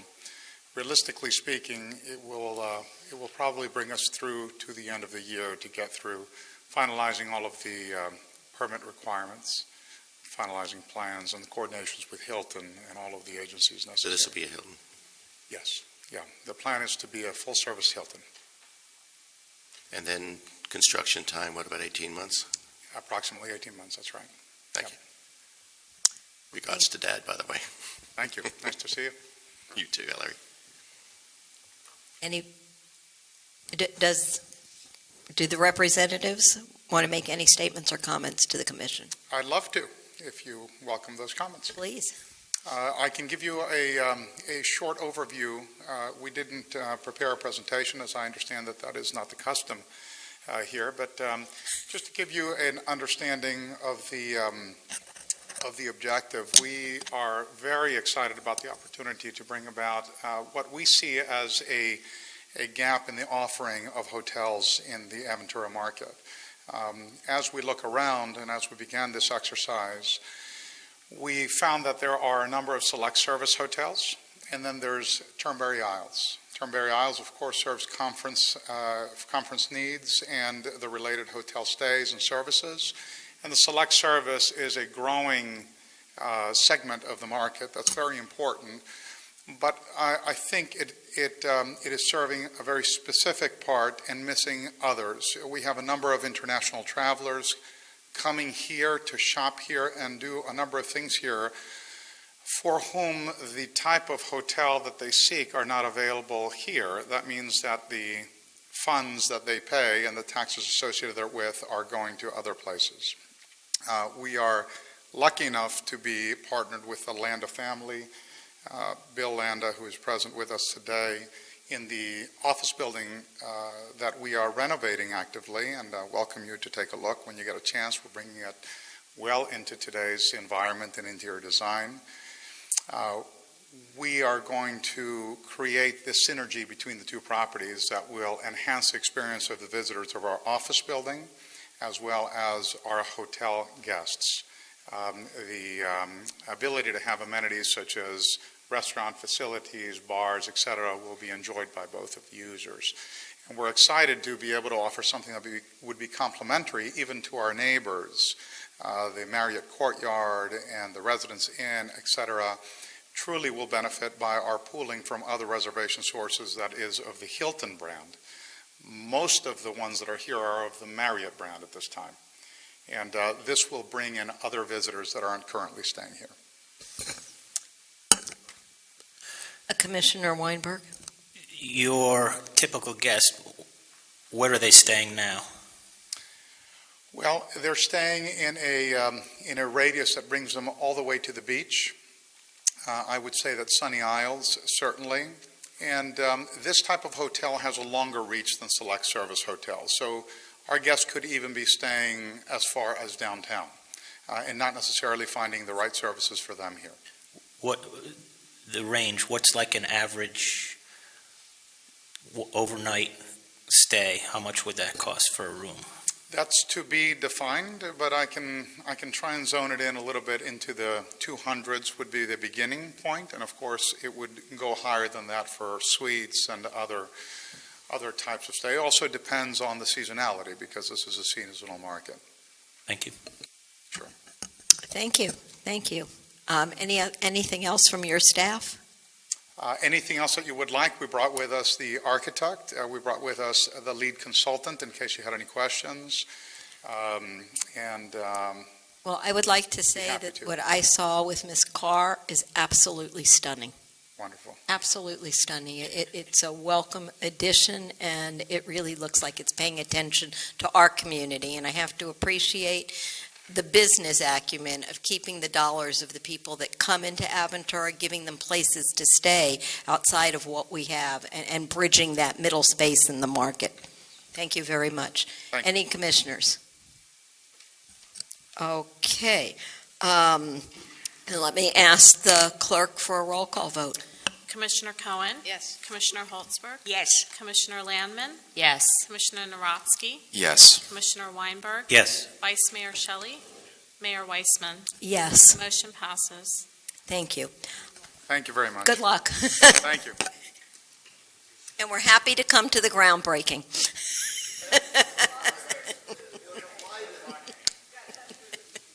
Platinum. Okay. Any resolutions, public hearings, or reports from commissioners?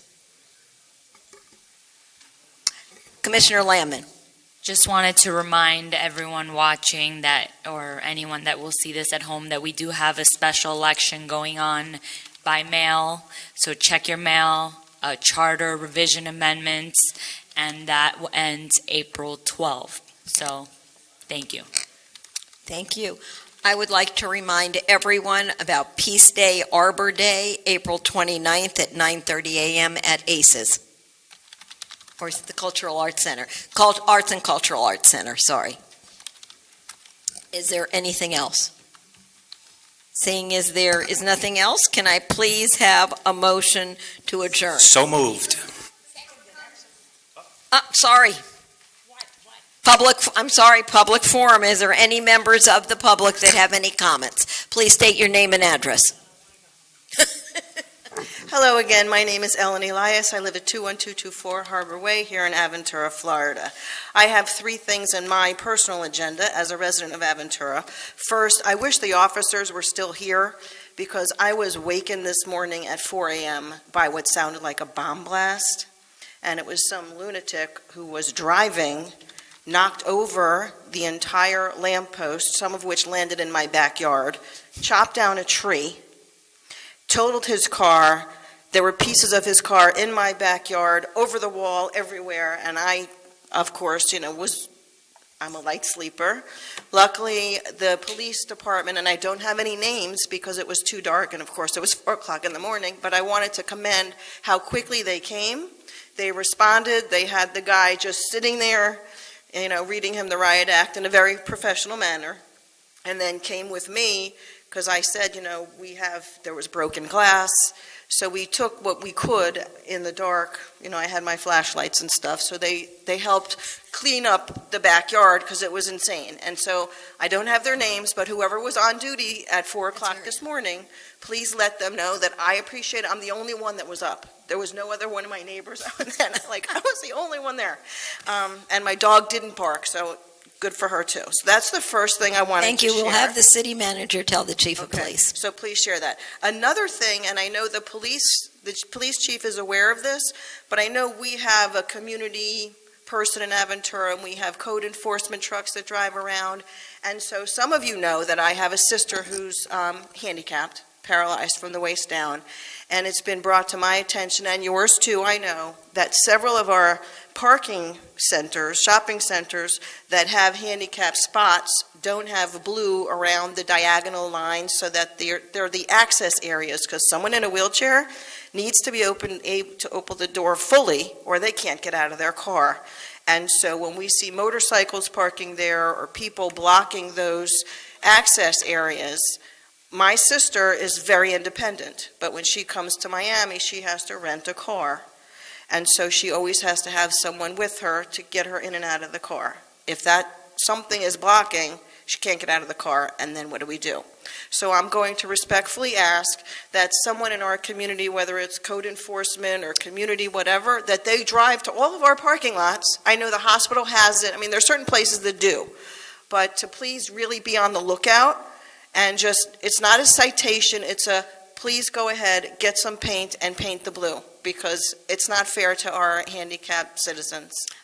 Ms. Elias, this was brought up at our committee workshop, and we've referred it to our attorney at this moment, and he's very, very quick in responding to us. So I am sure before the end of the week, we'll have answers and a plan of action. Thank you so much. I appreciate that. And then the last thing is, actually I have 2 things, but I'm going to skip one. You mentioned the Arts and Cultural Center, and some of you know that I actually volunteer there too, because I do serve my community, always have, always will.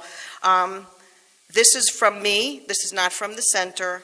I'm a very dedicated usher, and we have wonderful live performers who hate being recorded, who hate having electronic devices out, and also don't like having the flashlight shown at them. Please put it away.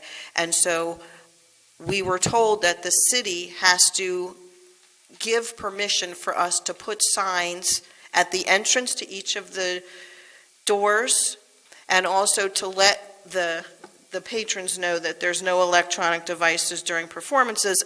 We don't always have the sign on. It's like any theater. Sometimes you do, sometimes you don't.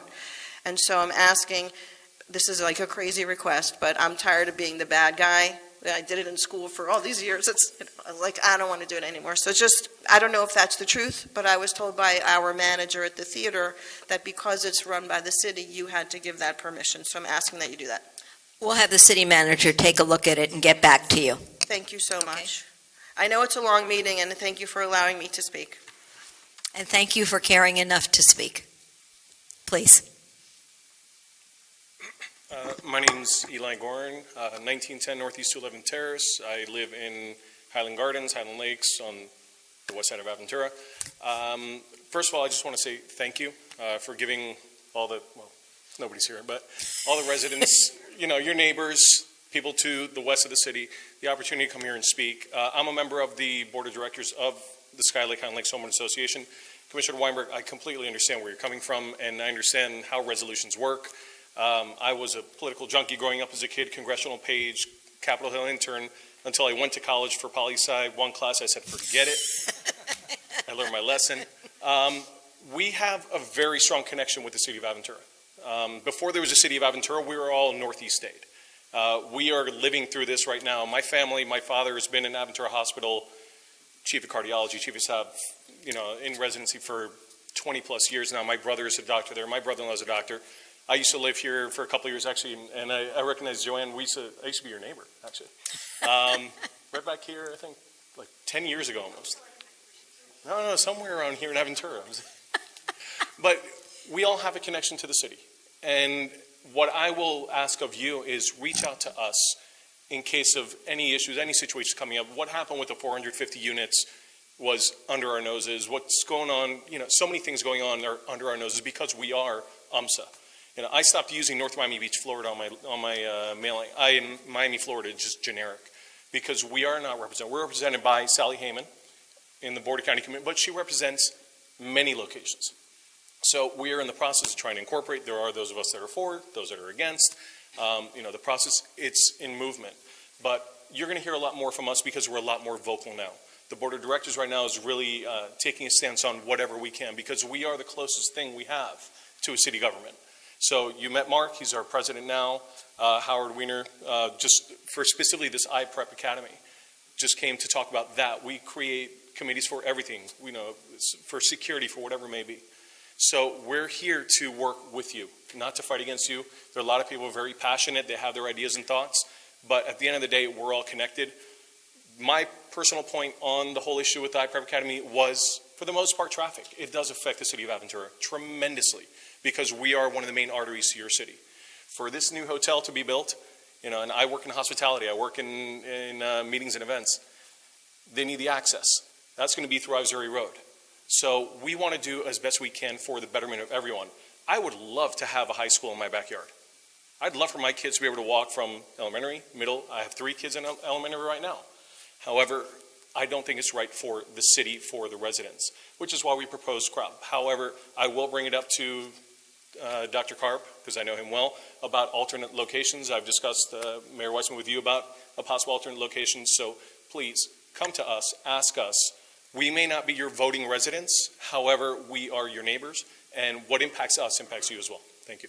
And thank you, and I couldn't agree with you more. So moved. Any other comments from the public? Well, let me say good evening to Mr. Blochman. And with that, I have a motion to adjourn the meeting, a second Motion. by Commissioner Second. Cohn. We're all in favor.